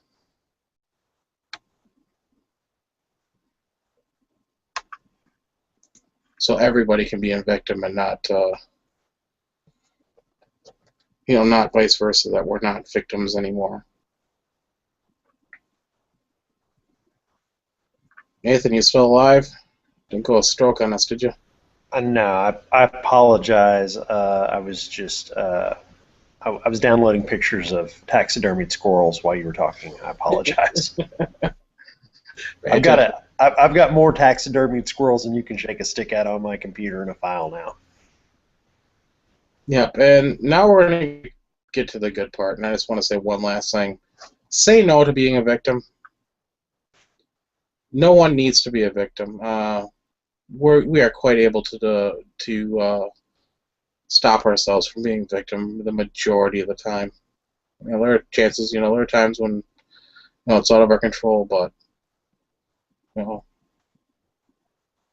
we can choose not to be victims. Now to the good part. I know a lot of you have been waiting for this. Communicating with anti-gun people. So, hope I get you all listening here, and you can all, because this, I think, is the very important part of this whole, is how to communicate. Because we're not trying to make them all of a sudden go from being an anti-gun person to a pro-gun person. We need to basically put a little crack in their armor to get them thinking. Because you can't just change somebody's mind just like that. Most of us are very opinionated, and trying to get us to change our opinion is very difficult. But I want to go ahead and read this, first few paragraphs here. How can you communicate more effectively with an anti-gun person who is using unhealthy defense mechanisms? Sadly, there are no quick and easy answers, but there are a few things you should keep in mind. And this is very important. Anger and attacks do not work, folks. They do not work, and I was using that as an example. Most gun owners, and I will say off the top that I have fallen victim to this myself. Most gun owners, when confronted by an anti-gun person, become angry and or hostile. It's very understandable, because gun owners increasingly face ridicule, persecution, and discrimination. Yes, folks, we do face discrimination. You know, if you don't believe this, just ask yourself if anyone would seriously introduce legislation to ban African Americans, women, or Jews from post offices, schools, and churches. Even convicted felons aren't banned from such places, but peaceful armed citizens are. But the angry response is counterproductive. It is not helpful to attack the person you're trying to persuade. Anything that makes him or her feel more fearful or angry will only identify his/her defenses, or excuse me, intensify his/her defenses. Your goal is to help the person feel safe, and then to provide experiences and information that will help him or her to make informed decisions. Is everybody following along so far? Yeah, but after hour 45, I'm wondering, there hasn't been anything going on in the chats. I'm wondering if people are still with us or if they're glazing over, our eyes are glazing over. Well, we're 46 viewers still. Okay. Which has been I agree with you, though. This is the juiciest part of it, and I was going to suggest, I bit my tongue, but I was going to suggest, should we start the how to talk to them as a second thing, but without the preface of who they are. It's kind of like when Stone Guy popped in, we'd have to start and explain that whole part again. Exactly. So, you said longer is better there, G-Webs. I was going to... No, I know, and that's the thing. You can't do some of these in a short thing. Yeah, but before you talk to a target audience, you need to understand your target audience. Yeah, exactly. Well, but also, just to have this discussion, we all have to be on the same playing field, so we all have to... be in the same place on that article, basically, because otherwise some of the points that she makes there would just be kind of out of thin air, Right, and that's, that's the hard part about doing this, and that's one thing I thought about before was it's going to take a while to do, and I thought about breaking it up, but you can't. I mean, you're just going to have to rehash the first half of the chat, and then you're right back where you started with in the beginning. All right, I'm going to continue on here because this does need to be done in one chat. I wish we could have done it faster, but it's too long of an article and too many things had to be said to be able to get to this point. Well, I'm going to suggest we just address it again. I mean, there's nothing that says we can't address something that's this epic or this, potentially useful once and then leave it. So let's keep going, and then we'll just do it again, and probably that time we'll be more efficient at it. We'll have different panelists to throw some new stuff into it, but it doesn't hurt nothing to address this more than once. No, it doesn't.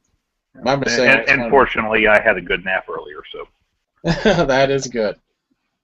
Going on here, we need to be gentle. You should never try to break down a defense mechanism by force. Remember that defense mechanisms protect people from feelings they cannot handle. And if you take that protection away, you can cause serious psychological harm. And because defense mechanisms operate unconsciously, it won't do any good to show an anti-gun person this article or to point out that he's using defense mechanisms. Your goal is to gently and gradually to help that person to have a more realistic and rational view of the world. This cannot be done in 1 hour or 1 day. So it takes time, folks. That's basically what you have to deal with here.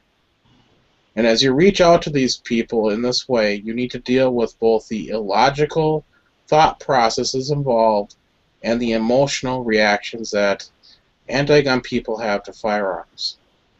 When dealing with illogical thought processes, you are attempting to use reason and logic to convince the anti-gun person that his or her perceptions of other people and his or her perceptions of firearms are seriously inaccurate.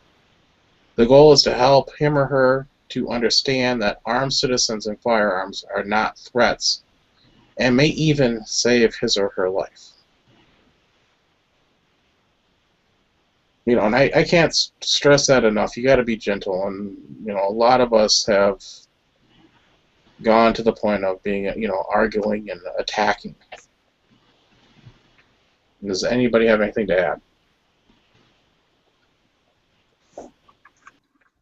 pretty self-explanatory, but Yep. I guess it's worth mentioning because they do get us riled up sometimes. Yeah.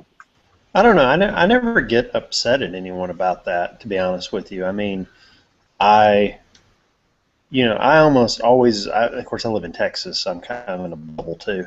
But whenever I run into people like that, which usually aren't from this area, like they come in from other states and stuff, where it's more liberal and stuff, I just get to talking to them and find out, why do you think that way, and why do you think this and why do you think that? And I start off by listening to them, and then I will address their thought process at that point. Again, but I mean, in my job, I'm trying to do that conflict resolution stuff with all my customers anyway. But that's just the best way to convince someone you have to understand, and they have to feel you understand the way that they think before you propose an idea that is not something they agree with at first. You can't attack, and Cork's right on that. I guess I was thinking of family, the people that get my, know how to pull my strings or whatever, or the people in the family that'll just be like, nope, nope, nope. And it's like, you just want to freaking scream or whatever when, they're just like, nope. And just put their wall up and, like I say, they know how to pull your string. So that's why I guess I immediately jumped to family members that I've tried to have discussions with. Those are the ones that get me going. I see. Yep. Yeah, it is harder with your own family members to try to change their way of thinking because of your interpersonal relationships you already have developed. That is true. Meaning they already think I'm crazy, so yeah, exactly. Yeah, I run into that too. It's like my mom when I told her, about going on vacation, I just offhand was like, I'm not taking the 44 Max, I'm not going to bear country, I'll just take one of my normal guns. And she's like, well, why do you even need to take a gun at all? And I'm like, I just looked at her and I'm like, because I'm on vacation for a week driving through Arkansas, Mississippi, and Louisiana. I mean, it's like, it's mind-blowing. So I'm just looking at my mom going, don't you understand common sense? But she doesn't. It would be like somebody saying, oh, take that extra tire out of your trunk because you could put an extra suitcase there for the road trip. Yeah, exactly. Yeah. Well, here are some ways to deal with it. And this is the mirror technique is the... Well, I'm going to add that to my list. Yeah, the mirror technique is the first one she suggested. And this is an approach... You're simply doing feedback, what the anti-gunner is telling you. So you're in a neutral and inquisitive way. So, say the anti-gunner said that if he fears that his neighbor is having a bad day and he's going to take his firearm and kill him. So you say back to them, so you fear if your neighbors had guns, they would use them to murder you. What makes you think that? You are basically just repeating back to the person what he said and asking him a question. You are not directly challenging his defenses. You're just holding up a mirror to let him see his own views. If he has very strong defenses, he can continue and insist his neighbors want to murder him. However, if his defenses are less rigid, he might start to question his position. And there are other examples to go along with this, and I don't think I need to read them because they're pretty much along the same method. But it makes you think that you just want to put that little crack in the defenses. If you can do that, there's a good chance that you can slowly convert the person.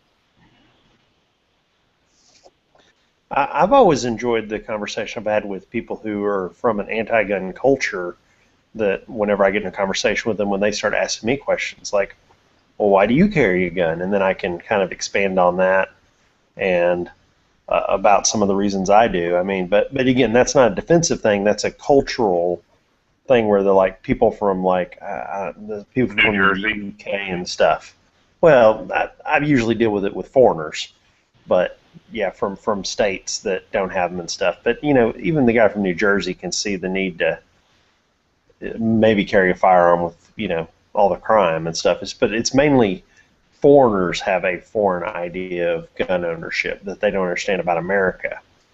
Yeah. And you got to remember too. Do not ask. You do not ask them closed-ended questions. You want to ask them open-ended questions that require something other than a yes or no. Yeah, because you want them to think. You want them to think expand. and re-examine his beliefs. Yes. You know, that makes him. It makes him think. It makes him question.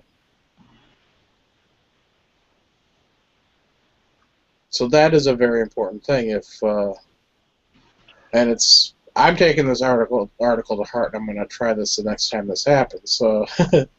Well, and that's one of the things that I found really useful with people, especially from European countries. They're less ingrained about it typically, and are more inquisitive about this whole thing with American gun culture.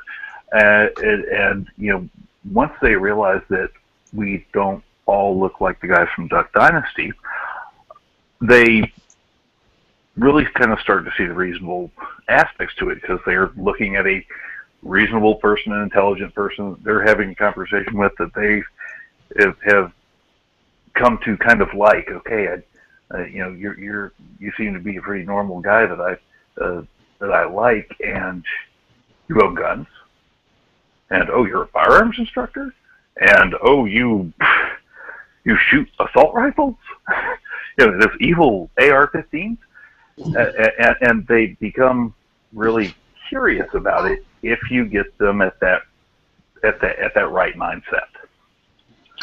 And if you can stoke that curiosity as opposed to the, oh, well, this is just bad, and get them to, you know, again, question that premise that they've always been fed, and look at us as another culture that they want to learn about, and let's learn about the gun culture within American culture. I found this had some pretty good effect. It's something that I have not been doing, so I've always been feeling like I'm on the defensive for a lot of the stuff, but mostly deal with family members too, so I'm going to definitely try this technique against family members and see how it works. Well, I like your idea of just being responsible and whatever you want to call that, just normal, polite, like, you know, yourself, because it's sort of like, is that a keto or something? It's like using the force of their own bullshit. I'm saying the anti-freedom, anti-gun side. It's like using the force of their argument against them. Like, as soon as they, you know, they let them get all ingrained with that idea that we're all a bunch of redneck Yahoo racist or whatever, and then, you know, the more of us they meet, the more that's just obviously and more obviously bullshit. You know what I mean? Like, we don't even have to. We shouldn't even have to do much more than just be responsible in front of them. Well, I'll use an example that I hope most of you will be familiar with. How many of you know a person or people who are generally anti-gun, but, well, they know you, so they're okay with you carrying a gun, just not so sure about it in general? That I guess I don't know, but I can't say I know that many anti-gun people, really. Well, we tend to run in circles with people that agree with us. I run in a lot of wide circles, but, you know, and I've met quite a few people like that where they were just like, you know, I'm not sure about this whole people owning gun things or carrying gun things. I'm sure if you want to go hunting because you grew up shooting Bambi, okay, fine. But, you know, carrying a gun with you every day, doesn't it seem a little paranoid? And, you know, and you're talking to someone who has known you for a while and has some respect for you, and you go, well, I carry a gun everywhere. I, you know, I teach people how to use guns. I work on, you know, I have this second job that doesn't pay me, doing gun rights. And let me tell you about some of the cases that we've been working on, and, you know, some of the things, and they go, oh, well, okay, well, if you get, I mean, I'm fine with you having a gun because I know you, I trust you, you're a good person. I'm just not sure about it in general. Now, but it starts to break that ice. I got one for you, just for disconnects and thought. I keep all of my guns locked up in my gun safe, and I carry a gun, you know, a pistol, but everything's locked up at night except for I have one shotgun that I keep for home defense. And my wife said to me a couple years ago, she goes, "Why do you have to have that shotgun up there?" And I said, "Well, that's the shotgun that if somebody breaks in, I grab to defend the home." And she goes, "Well, in all your life, have you ever lived in a house that's ever been burglarized?" And I said, "Well, no, but it happens." And she goes, "Well, it's never happened to you, so you shouldn't need that shotgun." And I walked away, and then it suddenly hit me, and I turned around and looked at her and went, "How many times has your parents' house been robbed?" And she's like, "Well, 2 times, but they weren't home." And it's this mental disconnect where she's like, That's the funniest thing. She was And how many to times scold have you- you for it when the argument was exactly the same argument she could have been saying to her own self. Yeah.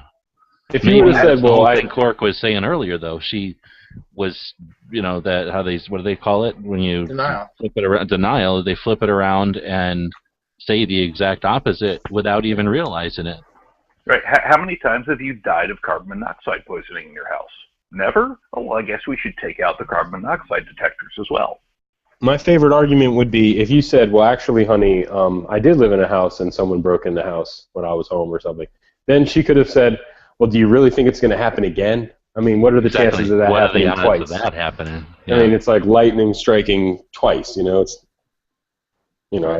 say that to my family all the time. If something really bad happens, they start worrying about it happening again. I'm like, are you still worried about a pit bull attack? Like, that happened one time. You really think a pit bull attack is going to happen again to you? Like, that's such a rare thing, Yeah, and I want to take a moment for those that may be listening to this at a later time. That was DB Cooper 456 who just joined us. Yeah, I mean, and another Wait a thing minute, is, shit just got real? Yes. The parental advisory chat. and another thing that's kind of humorous is when something goes bump in the night, she's real gun friendly then. She got no problem me having a gun when she's scared. All right, now the next part of this article is the what would you do technique. Once you have a dialogue going with the anti-gun person, you may want to insert a question into a hypothetical scenario. Although doing so is a greater threat to his defenses and therefore is more risky.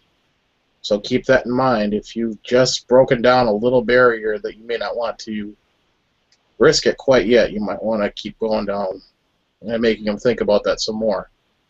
So you may ask how he would deal with a difficult, annoying coworker. If he responds that he would never resort to violence, but other people would, especially if they had guns, again, this is a projection, you can then ask him who these other people are, why they would shoot a coworker, and what the shooter would gain by doing so. Don't try to win the argument. Don't try to embarrass a person you're trying to educate. Remember that no one likes to admit that his or her deeply held belief is wrong. No one likes to hear, "I told you so." Be patient and gentle. If you are arrogant, condescending, hurtful, or rude to the anti-gun person, you will only convince him that gun owners are arrogant, hurtful people who should not be trusted with a gun.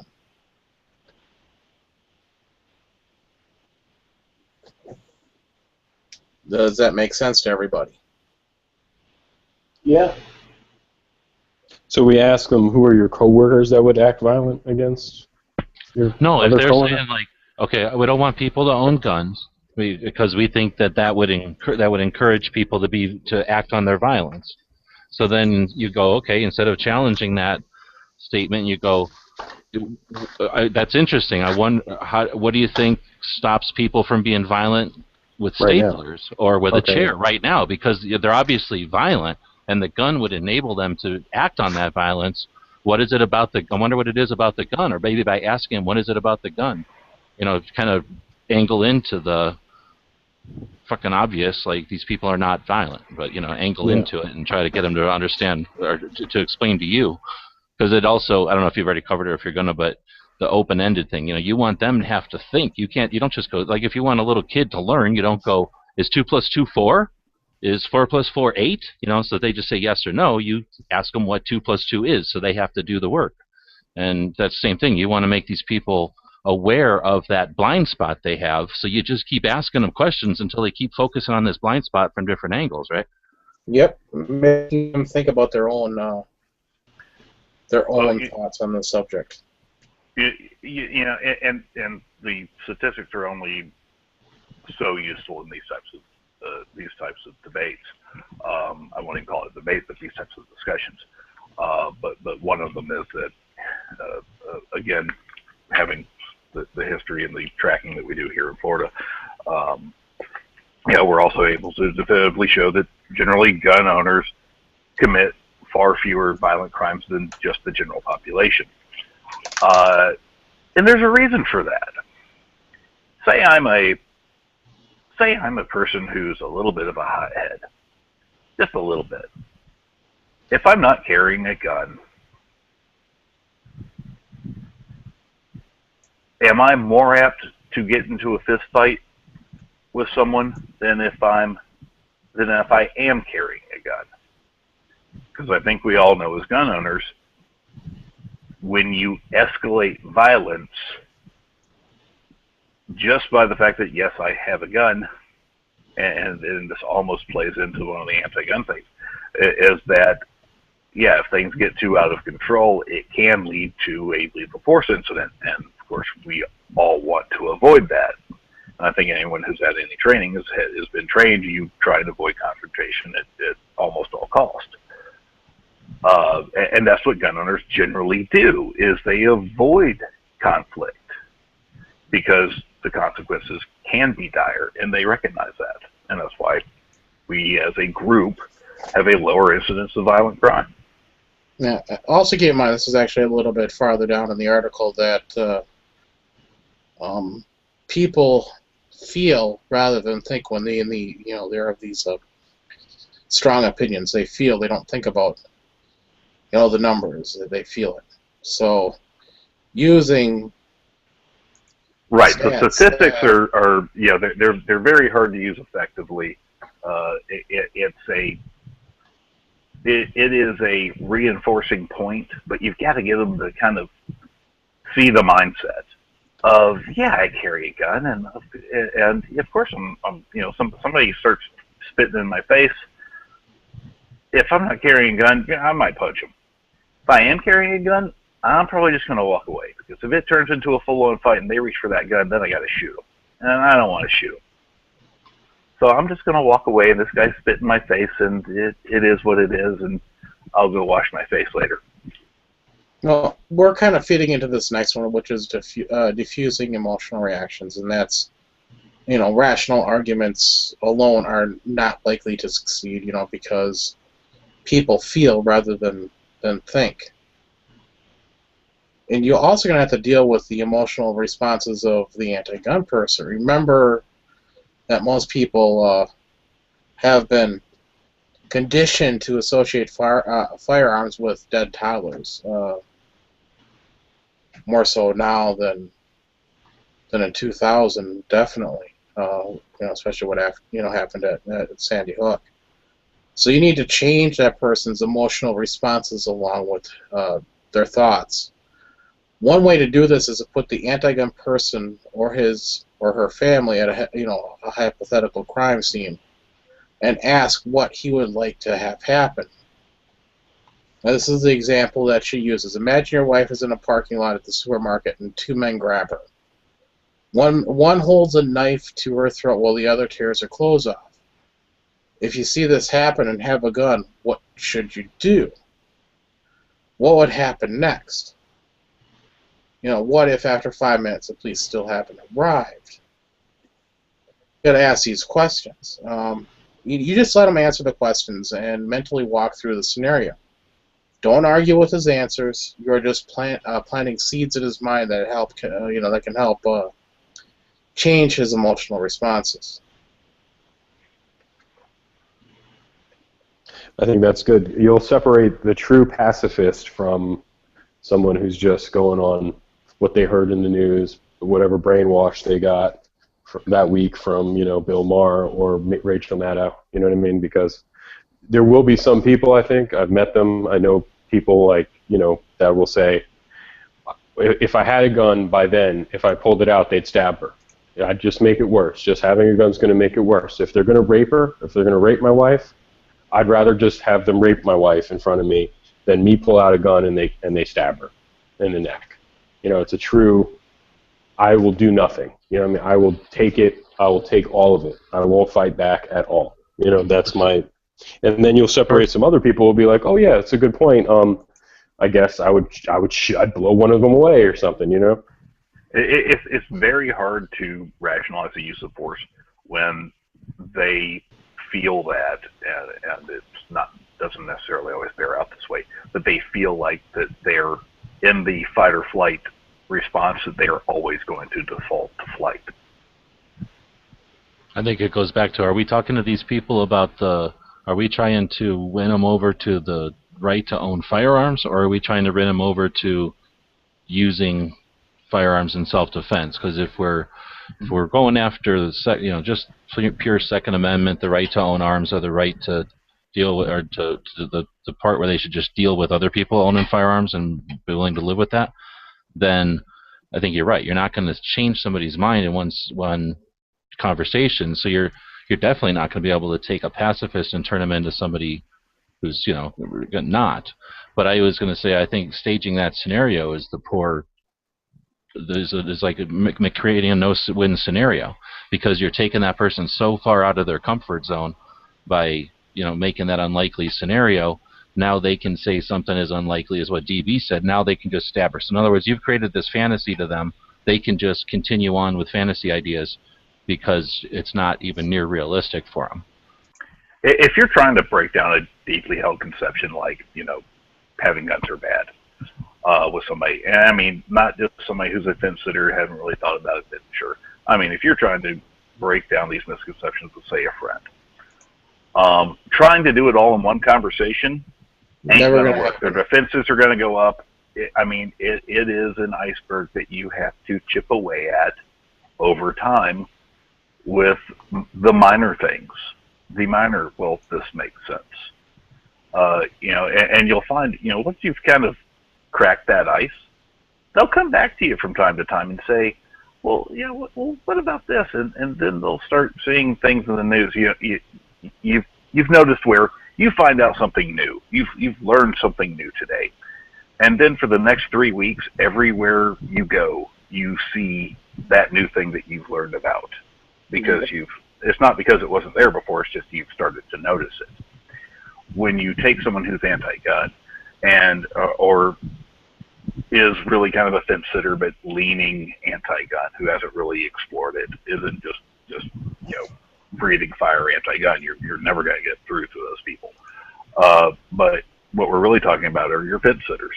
And when you take them and you kind of show them the way toward the good side, of gun ownership, they start noticing it in other aspects of their life beyond just talking to you, and it opens the door more to changing their perceptions.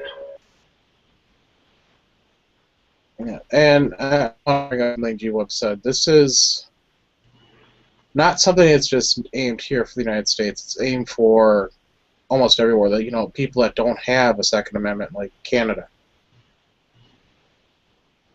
Okay, so it's not just strictly about the Second Amendment. This is about firearms and really defense.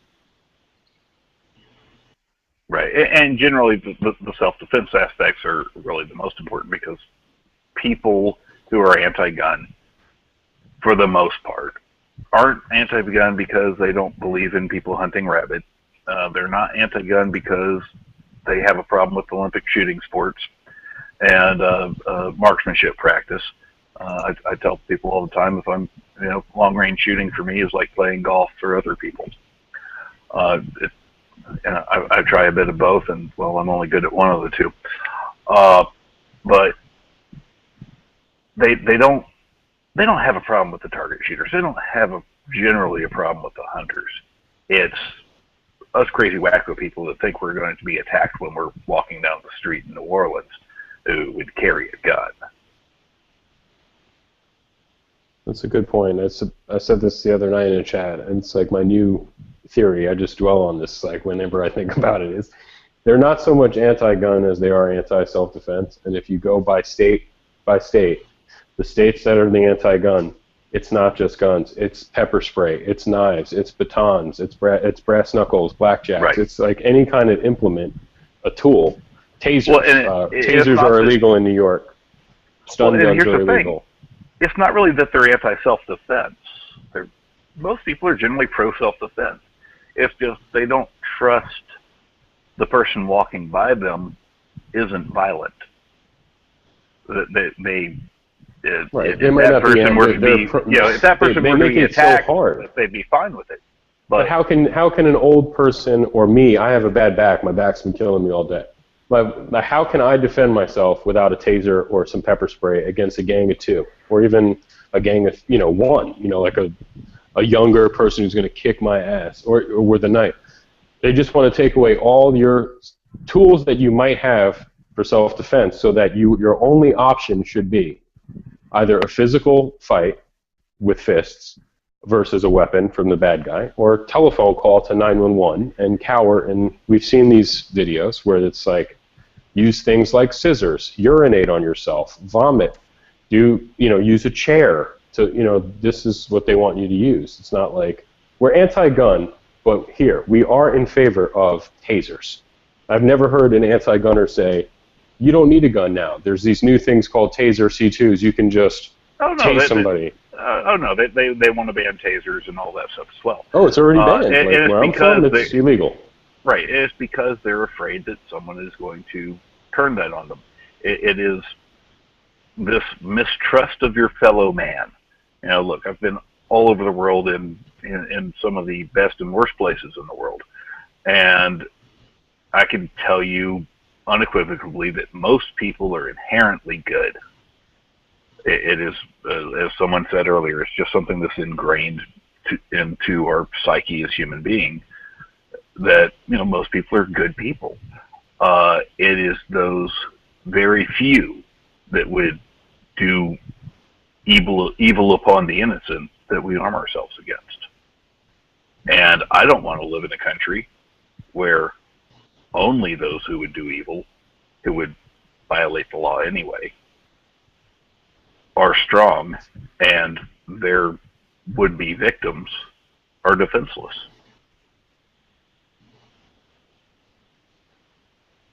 To me, one of the most terrifying weapons is a butcher knife. Just a regular butcher knife, and any criminal can put one in his belt and walk right up to you. And they never talk about some common sense knife laws. Yeah, exactly. That's the next thing. The guys at Knife Rights, they are doing yeoman's work on that. They're doing knife preemption throughout the country. I've been trying to pass a knife preemption bill here in Florida for the past couple of years. We haven't gotten a ton of traction on it yet, and we're still working on it. But it is, as they say, it's the second front, and the Second Amendment fight is the knife and defensive weapons preemption pushes to try and stop some of these other weapon control, and even just, look, you look at England, and you look at some of the things they're trying to do in New York, and you can't have a pointy steak knife. Yeah, that's the next step. So it's really a mentality. Well, I'm just saying, if they banned steaks, then you would need all those steak knives. Disarm murderers. Meat is murder. Well, the cows are what's causing global warming, and global warming is what's causing the crisis in Iraq right now. Did you read this? Can you imagine how angry you'd be with all the global warming over there? They said it was the global warming caused the drought, and then that's what started ISIS taking over Iraq again and Syria, because they were running out of food. So it's all global warming. Because of course gun control will stop murderers, since the murder laws that even have death penalties don't stop murderers, right? Yeah. We're preaching the prayer in that one. That's interesting. I wonder if there's a way to take that angle combined with, the interviews that they do with bad guys in prisons, where they'll say, "Oh, the one thing that does deter me is like a neighborhood watch, or like an area that doesn't have gun control or whatever. Like, I'm going to always go there. There's gun control." There was a great study done by the Department of Justice, and the FBI back a few years ago. It's called Violent Encounters. And they talked about how criminals carry guns, what they most fear. Yes, the armed victim is what they fear way more than the police. And they kind of giggle about gun control laws because, well, what do I care about gun control? I'm carrying illegal anyway, so it doesn't affect me. Yeah, well, the reason that they're afraid of the armed citizen is because the armed citizen doesn't have to follow the rules that the cops have to follow. What was the name of that again? Violent what? The name of the article is Violent Encounters. We actually cited it in a couple of lawsuits that we've done here in Florida. I'm on my iPad, so I can't get to the side chat and link it, but shoot me an email. I'll get it to you. Yeah. Well, this next one's going to be a little bit long, but I'm going to read it anyway. But it's another way that you can approach the anti-gunner, and that's the power of empathy. This one is often more successful if you respond sympathetically to the plight of the anti-gun person. Imagine for a moment how you'd feel if you believed your neighbors and coworkers wanted to kill you and your family, and you could do nothing at all about it except to wait for the inevitable to occur. It's not very pleasant, is it? This is a world in which opponents of armed self-defense live. All of us had time in our lives when we felt different and had to contend with hostile schoolmates, co-workers, etc. So we need to invoke our own compassion for these terrified people. Say something like, it must be awful to live in fear of being assaulted by your own neighbors. I remember what it was like when I was only, fill in the blank there, fill in your blank there. And then I didn't think anyone was going to kill me. And even then I didn't think anyone was going to kill me. It's essentially that you have sincerely felt some compassion and empathy, if you aren't glib or sarcastic. So, yeah, that's the major thing there. Using empathy works in several ways. First, it diffuses a potential hostile interaction. Anti-gun people are used to being attacked, not understood, by advocates of gun rights. Instead of an evil gun-toting extremist, you are now a sympathetic fellow human being. This may also open door for a friendly conversation in which you can even discover that your opponent is a person with whom you have some things in common with. You may even create an opportunity to dispel some of the misinformation about firearms and self-defense that is so prevalent. This empathy technique is also useful for redirecting or ending a heated argument that has become hostile and unproductive. It allows you to escape from that dead end of guns save lives versus the only reason to have guns is to murder children. With empathy, you can refrain that argument entirely. Instead of arguing about whether more lives are saved or lost as a result of gun ownership, you can comment on how terrifying it must be to live in a country where 80 million people own guns solely for the purpose of murdering children. You should not expect any of those approaches to work immediately. They won't. With rare exceptions, the anti-gun person is simply not going to see the light. Thank you profusely, and beg you to take him shooting. What you are doing is putting tiny kinks in the armor of the person's defenses, or planting seeds that may someday develop into a more open mind or more rational analysis. This process can take months or years, but it does work.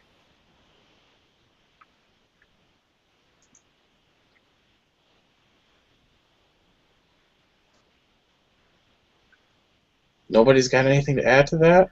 Well, I'll give so you deep, I can't. practical example. We had a reporter here that for years just anything we did, anti-gun, and not a reporter, a columnist. There are so few actual reporters anymore. But so this columnist, just nobody should have semi-automatic weapons. If you're gonna have a gun, a revolver is all you need. And so I would take this reporter's calls and do interviews for articles, regardless, because she wasn't terrible, just not good. As far as she would present both sides of the argument, but she was definitely bent one way, especially on this whole idea of semi-automatic handguns with their massive murder clips. And it took a few years, and I always said, "Hey, well, let me bring you to the range. I'm an instructor. Let's get you up to the range and let you see some of these things that you talk about so often." So finally, she takes me up on it, and I lay out a revolver that she's been advocating that this is okay, and I lay out a semi-auto with its high capacity murder clip, and she picks up the revolver and says, "Yeah, this is nice," and well, it's a 357 Magnum full of hydroshocks. She didn't like that very much. Then she picks up the 9mm with 124 grain and range ammo.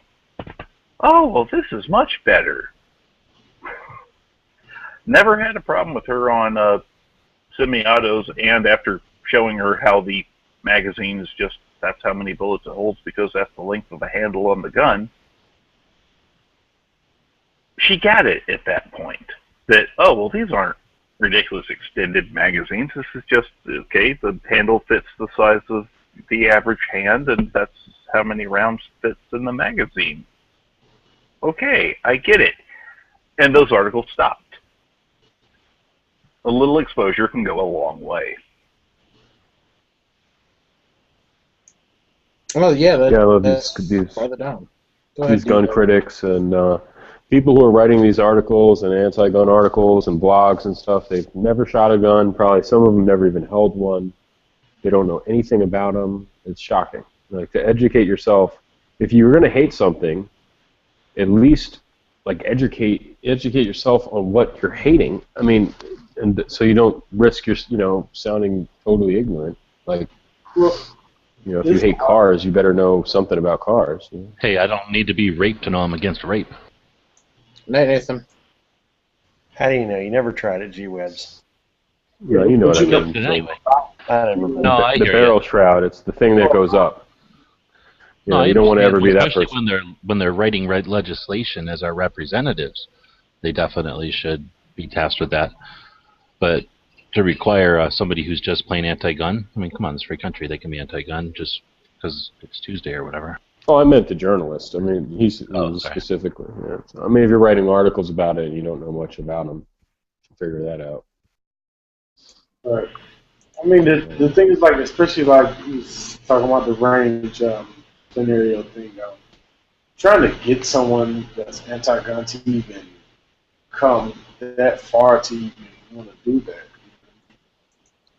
Well, and you're not going to get somebody who's totally anti-gun. I mean, if you're just dyed in the wool, you're dyed in the wool. It's the people that, like I said before, are kind of the in-the-middle fence sinners, the ones who think that they've got the rational solution on this. And sure, private gun ownership's okay, but, I don't know about these evil assault rifles. These things are so high-powered. And then you take them out and let them shoot. The next time I have a reporter talking about these evil high-powered rifles, I'm gonna bring out my old 1895 Marlin lever action 4570 and my AR-15 and see which one they like shooting better. You know what? And that brings me to I think the end game is to get them to the range. I think that's the end game. That's what you really want to get to. But that's what she talks about is the first-hand experience. Is a little bit farther down here. And what you said that it doesn't always work is also something that she brings up. Why these techniques don't always work. So we'll cover all this. Don't worry about that. We've got just two more with the first-hand experience. But can I add something? Recently I took my nephew who's 7 to the range for the first time. So at work, how was your weekend, whatever, and I'm talking to a few people about it, and they're like, oh my God, he's too young to be shooting guns. I don't think kids should shoot guns and things like that. Like, no, it's fine. And I'm telling them how I got on 22. And the first thing comes out of somebody's mouth is like, oh my God, 22, that's like the worst thing out there. That's like super dangerous. You know what I mean? It's just like doesn't know that that's like the smallest caliber, there is. That goes back to the uninformed. Ralphie might shoot his eye out.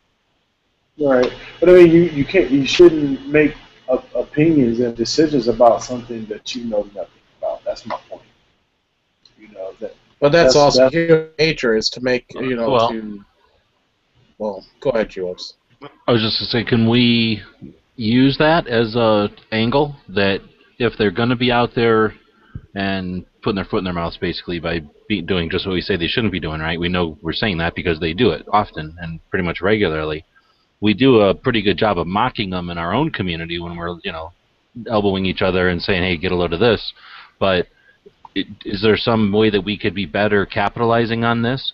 Because I got to assume somebody out there who's anti-gun could easily be fairly logical, smart, bright person who has no ill intent on the rest of the world. They're just misinformed. At least I like to think that.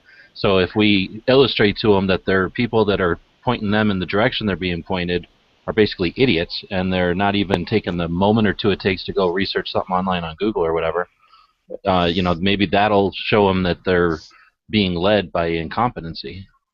I think it's a good point. If we were legislators and we could pass a law where it says you can't sign off on a bill or write a anti-gun bill or Feinstein Biden 94 assault weapons ban without shooting the rifle you want to ban and then shooting the one that's going to be okay, and you tell us what the difference between a Mini 14 and an AR-15, that's one is banned and one isn't. You show them, educate yourself on a barrel shroud and a muzzle flash hider, and I think we'll get them to the point where they'll realize even their own bullshit is so fucking ludicrous that they're going to be like, okay, well, you know what? We made a mistake. We really want to ban all of these guns. Like, you're right. You're right. You're going to make them like the best, and they're going to write ironclad laws against everything. Exactly. Yeah, That's where we want to get them at. We want to push them in that corner where they're like, you know what? You're right. This muzzle flash thing and this Mini 14, that you know what? You're right. This AR-15 and this Remington whatever rascal. Yeah. There's no difference, man. Let's go ban them all.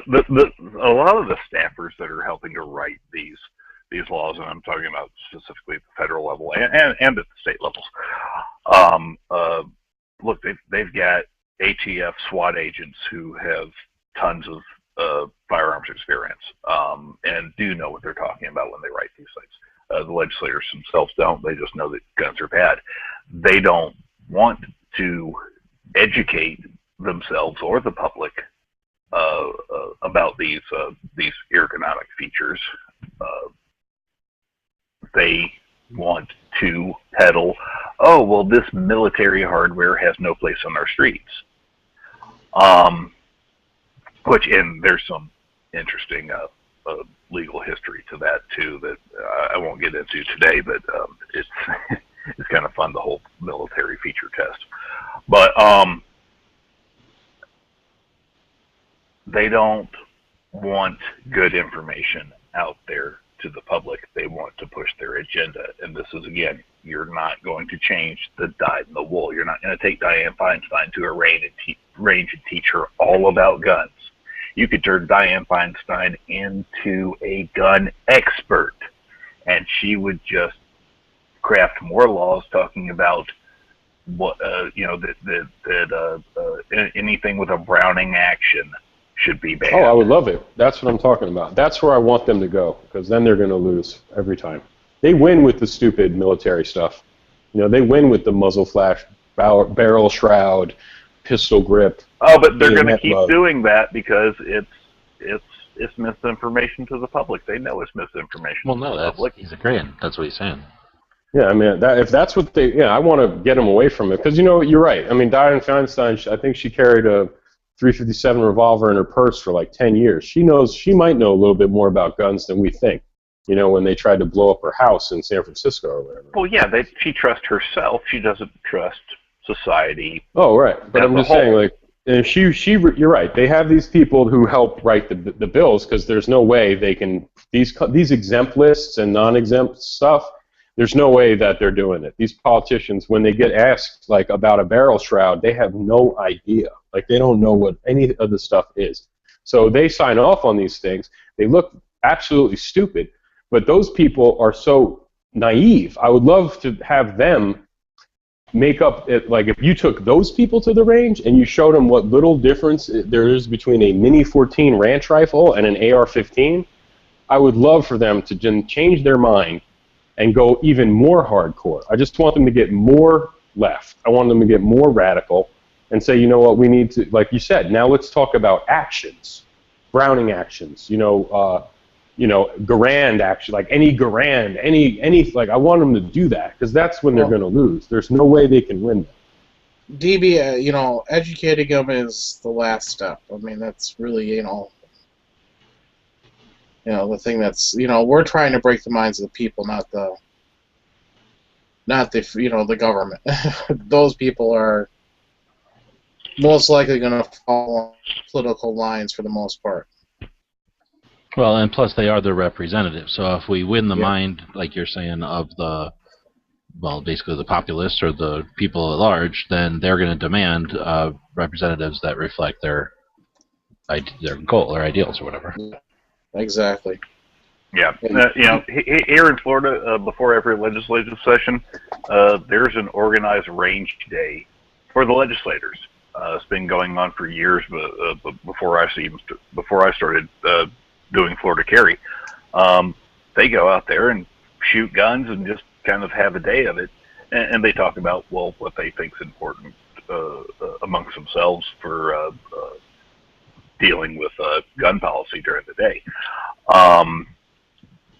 and start thinking about what bills need to be pushed. However, I will tell you, it is generally not the legislators that come up with the bills. It does happen.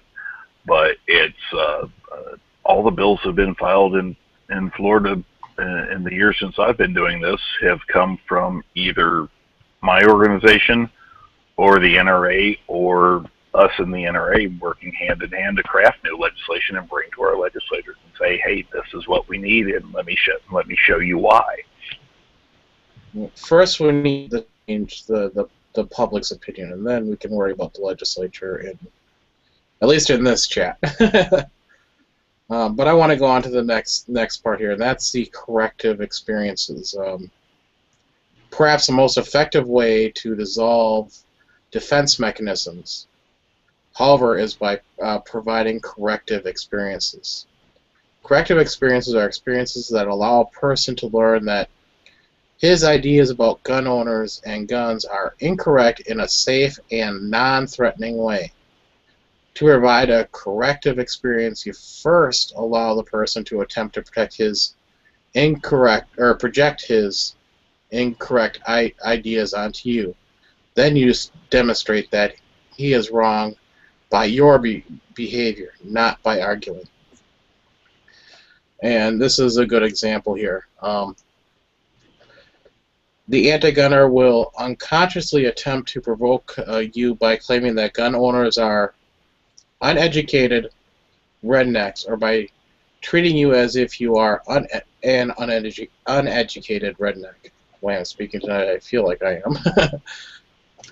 If you get angry and respond by calling him stupid, liberal, socialist, etc., you will prove his point. However, if you casually talk about your trip to Shakespeare Festival or your vegetable garden, etc., etc., you can provide him with the opportunity to correct his misconceptions. If you have used the above techniques, then you have already provided one corrective experience. You have demonstrated to the frightened anti-gun person that gun owners are not abusive, scary, dangerous, and subhuman monsters, but normal, everyday people who care about their families, friends, and even strangers. As many gun owners have already discovered, the most important corrective experience involves actually exposing the fearful person to firearms. It is almost never advisable to tell someone that you carry a concealed firearm, but there are ways to use your own experience favorably. For example, if you deal with an anti-gun person with whom you interact regularly and have a generally good relationship, whoever that member may be, you might indirectly refer to concealed carry. You should never say anything like, I'm carrying a gun right now, and you can't even tell. Especially because in some states that'll be considered illegal, threatening behavior. But you might consider saying something like, I sometimes carry a firearm, and you never seem to be uncomfortable around me. Whether to disclose this information is an individual decision, and you should consider carefully other consequences before using this approach. So again, that's how to do the corrective experience. I generally just say, well, yes, I'm always armed. You've never seen me when I wasn't armed.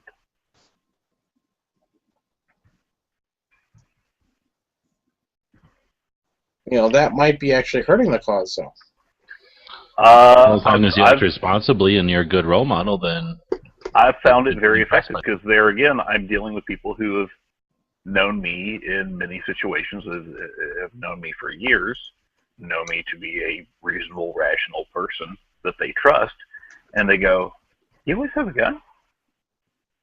I'm always, and I'll deflect that a little bit by saying I'm always armed because they might have seen me in the bar. No, I wasn't armed with a gun. I was armed with something else that I could legally carry there, in the state of Florida. But yeah, I don't say that I'm always carrying a gun. I usually am, but yeah, I'm always armed. That's by and they think back like, wow, I've known you for years. I never realized that, and you've always been a calm, level-headed guy who I trust. And okay, I guess that's not a bad thing. Yeah. What I'm getting is you got to be able to read the situation and know when it's okay to say so. Right. I'm not going to tell that to somebody I just met. All right, and the ultimate goal here is to get somebody out to the range. And that she goes on and writes quite a few paragraphs on getting somebody to the range, but really we need to get these first ones down before we can even do that. And that's going to be the next step, and it can be frightening to get somebody to go to the range after you've done all this. I mean, heck, it can be frightening for somebody who is a pro Second Amendment, pro self-defense, to go and shoot the firearm for the first time. Yeah, and if you're going to be doing that, I'd encourage you, go take an instructor course. If you're an experienced shooter, you can take an instructor course. It takes a weekend.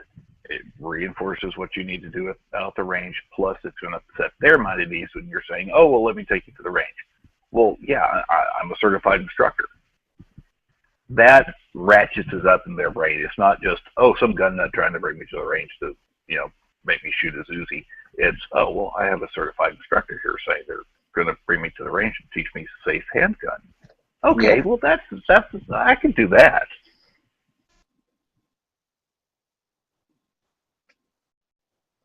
Yeah, you can't, and don't try to force them. If they even go to the range, don't force them to even fire the gun. Let them do it on their own terms. If they don't feel like shooting a gun that day, don't force them. Maybe the next time you just invite them again the next time, and maybe they'll build up the courage to try it the next time. But just do not force them is what I'm getting at here. Right, and don't do what I did with that reporter. Don't hand them a 357 Magnum. I did that too, for a very specific reason. Hand them a 22. Yeah, they could be frightful for many reasons. One, it could just be the noise. It could be the recoil. Whatever it can be. And that's, if you did have a suppressor, that'd be a great thing for people that are frightened of the noise. A 22 if they're fearful of the recoil. There are many ways here, but that's basically the end goal here, is to get them to the range and try it. And if they do try a gun and they decide that they don't like it, they don't like firing a gun, well, at least you got them open to the thing and they've tried it.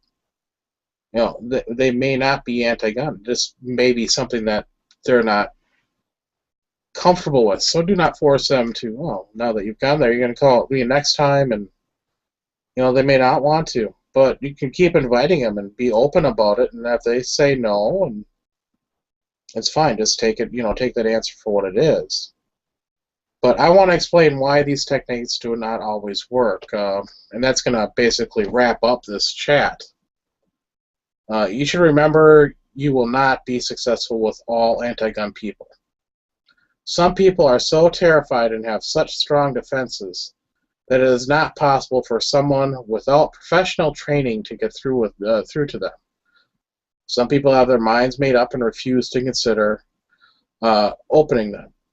Others may concede that what you say makes sense, but are unwilling to challenge the forces of political correctness. A few may have had traumatic experience with firearms for which they have not yet recovered. You will also not be successful with anti-gun ideologies. People like Charles Schumer and Dianne Feinstein, and Pierce. This is another good example there that we all know, Pierce. These people have made a conscious choice to oppose firearm ownership and self-defense. They almost always gain power, prestige, and money from their anti-gun politics. They are not interested in facts or in saving lives. They know the facts and understand the consequences of their actions, and will happily sacrifice innocent people if it furthers their selfish agenda. Do not use these techniques on such people. They only respond to fears of losing power, prestige, and money that they covet. So that's where you get to the people that it will not work on. And sadly, we're always going to have people like that, whether it be for political power or money, or those who just have bad experiences, or those that have to be in the sheep, have that sheep mentality that they've always got to be in the herd.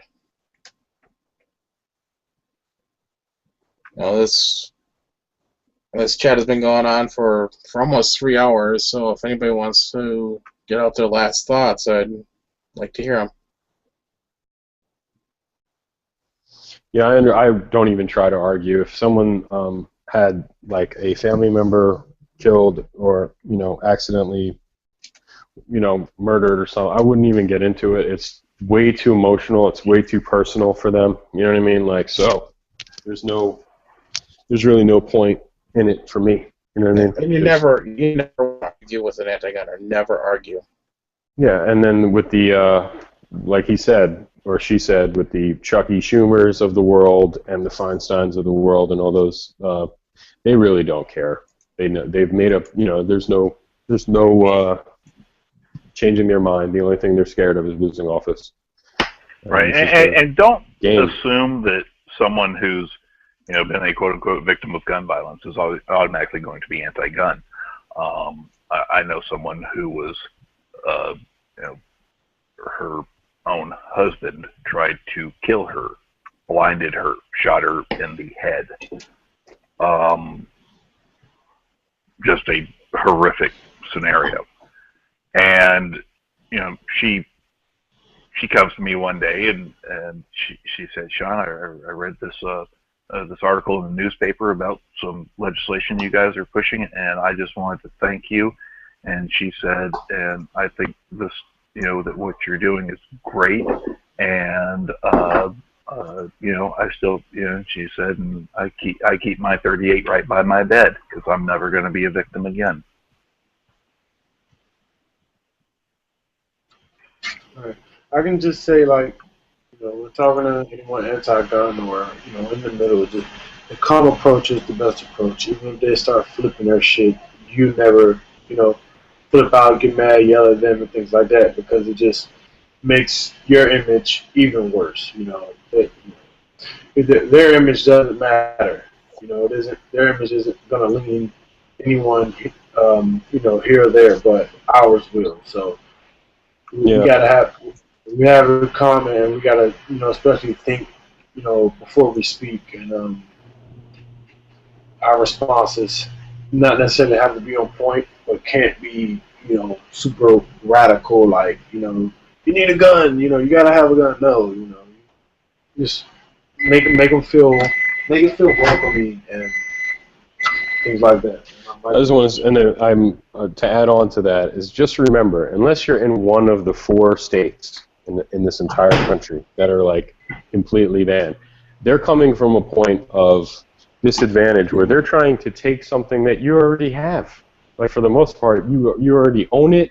You already have your carry permit if you can.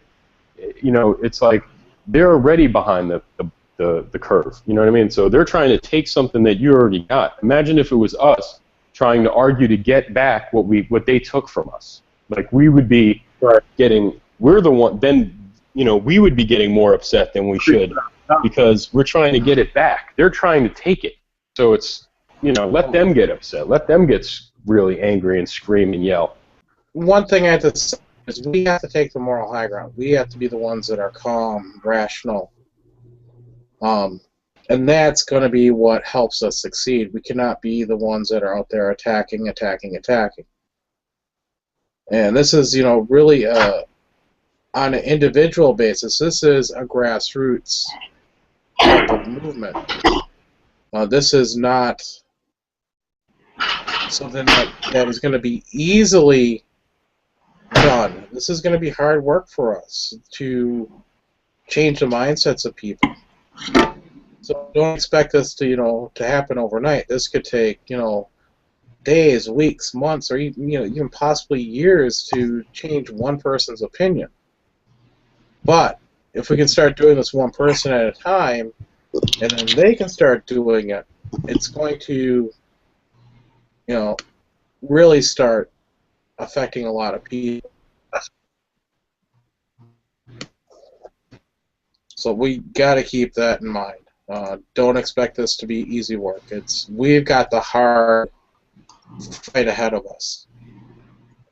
It's not glamorous, but it needs to be done one person at a time. So I'm going to say, with that said, I want to thank everybody for tuning in and everybody tonight that came out and participated in the chat. I think it was a pretty decent chat. I hope everybody out there that was watching enjoyed it, and I hope that everybody that listens to this at a later date enjoyed it as well. Thanks again. Go ahead. I think a way that we can readdress some of this is maybe chop it into pieces instead of trying to do it as halves.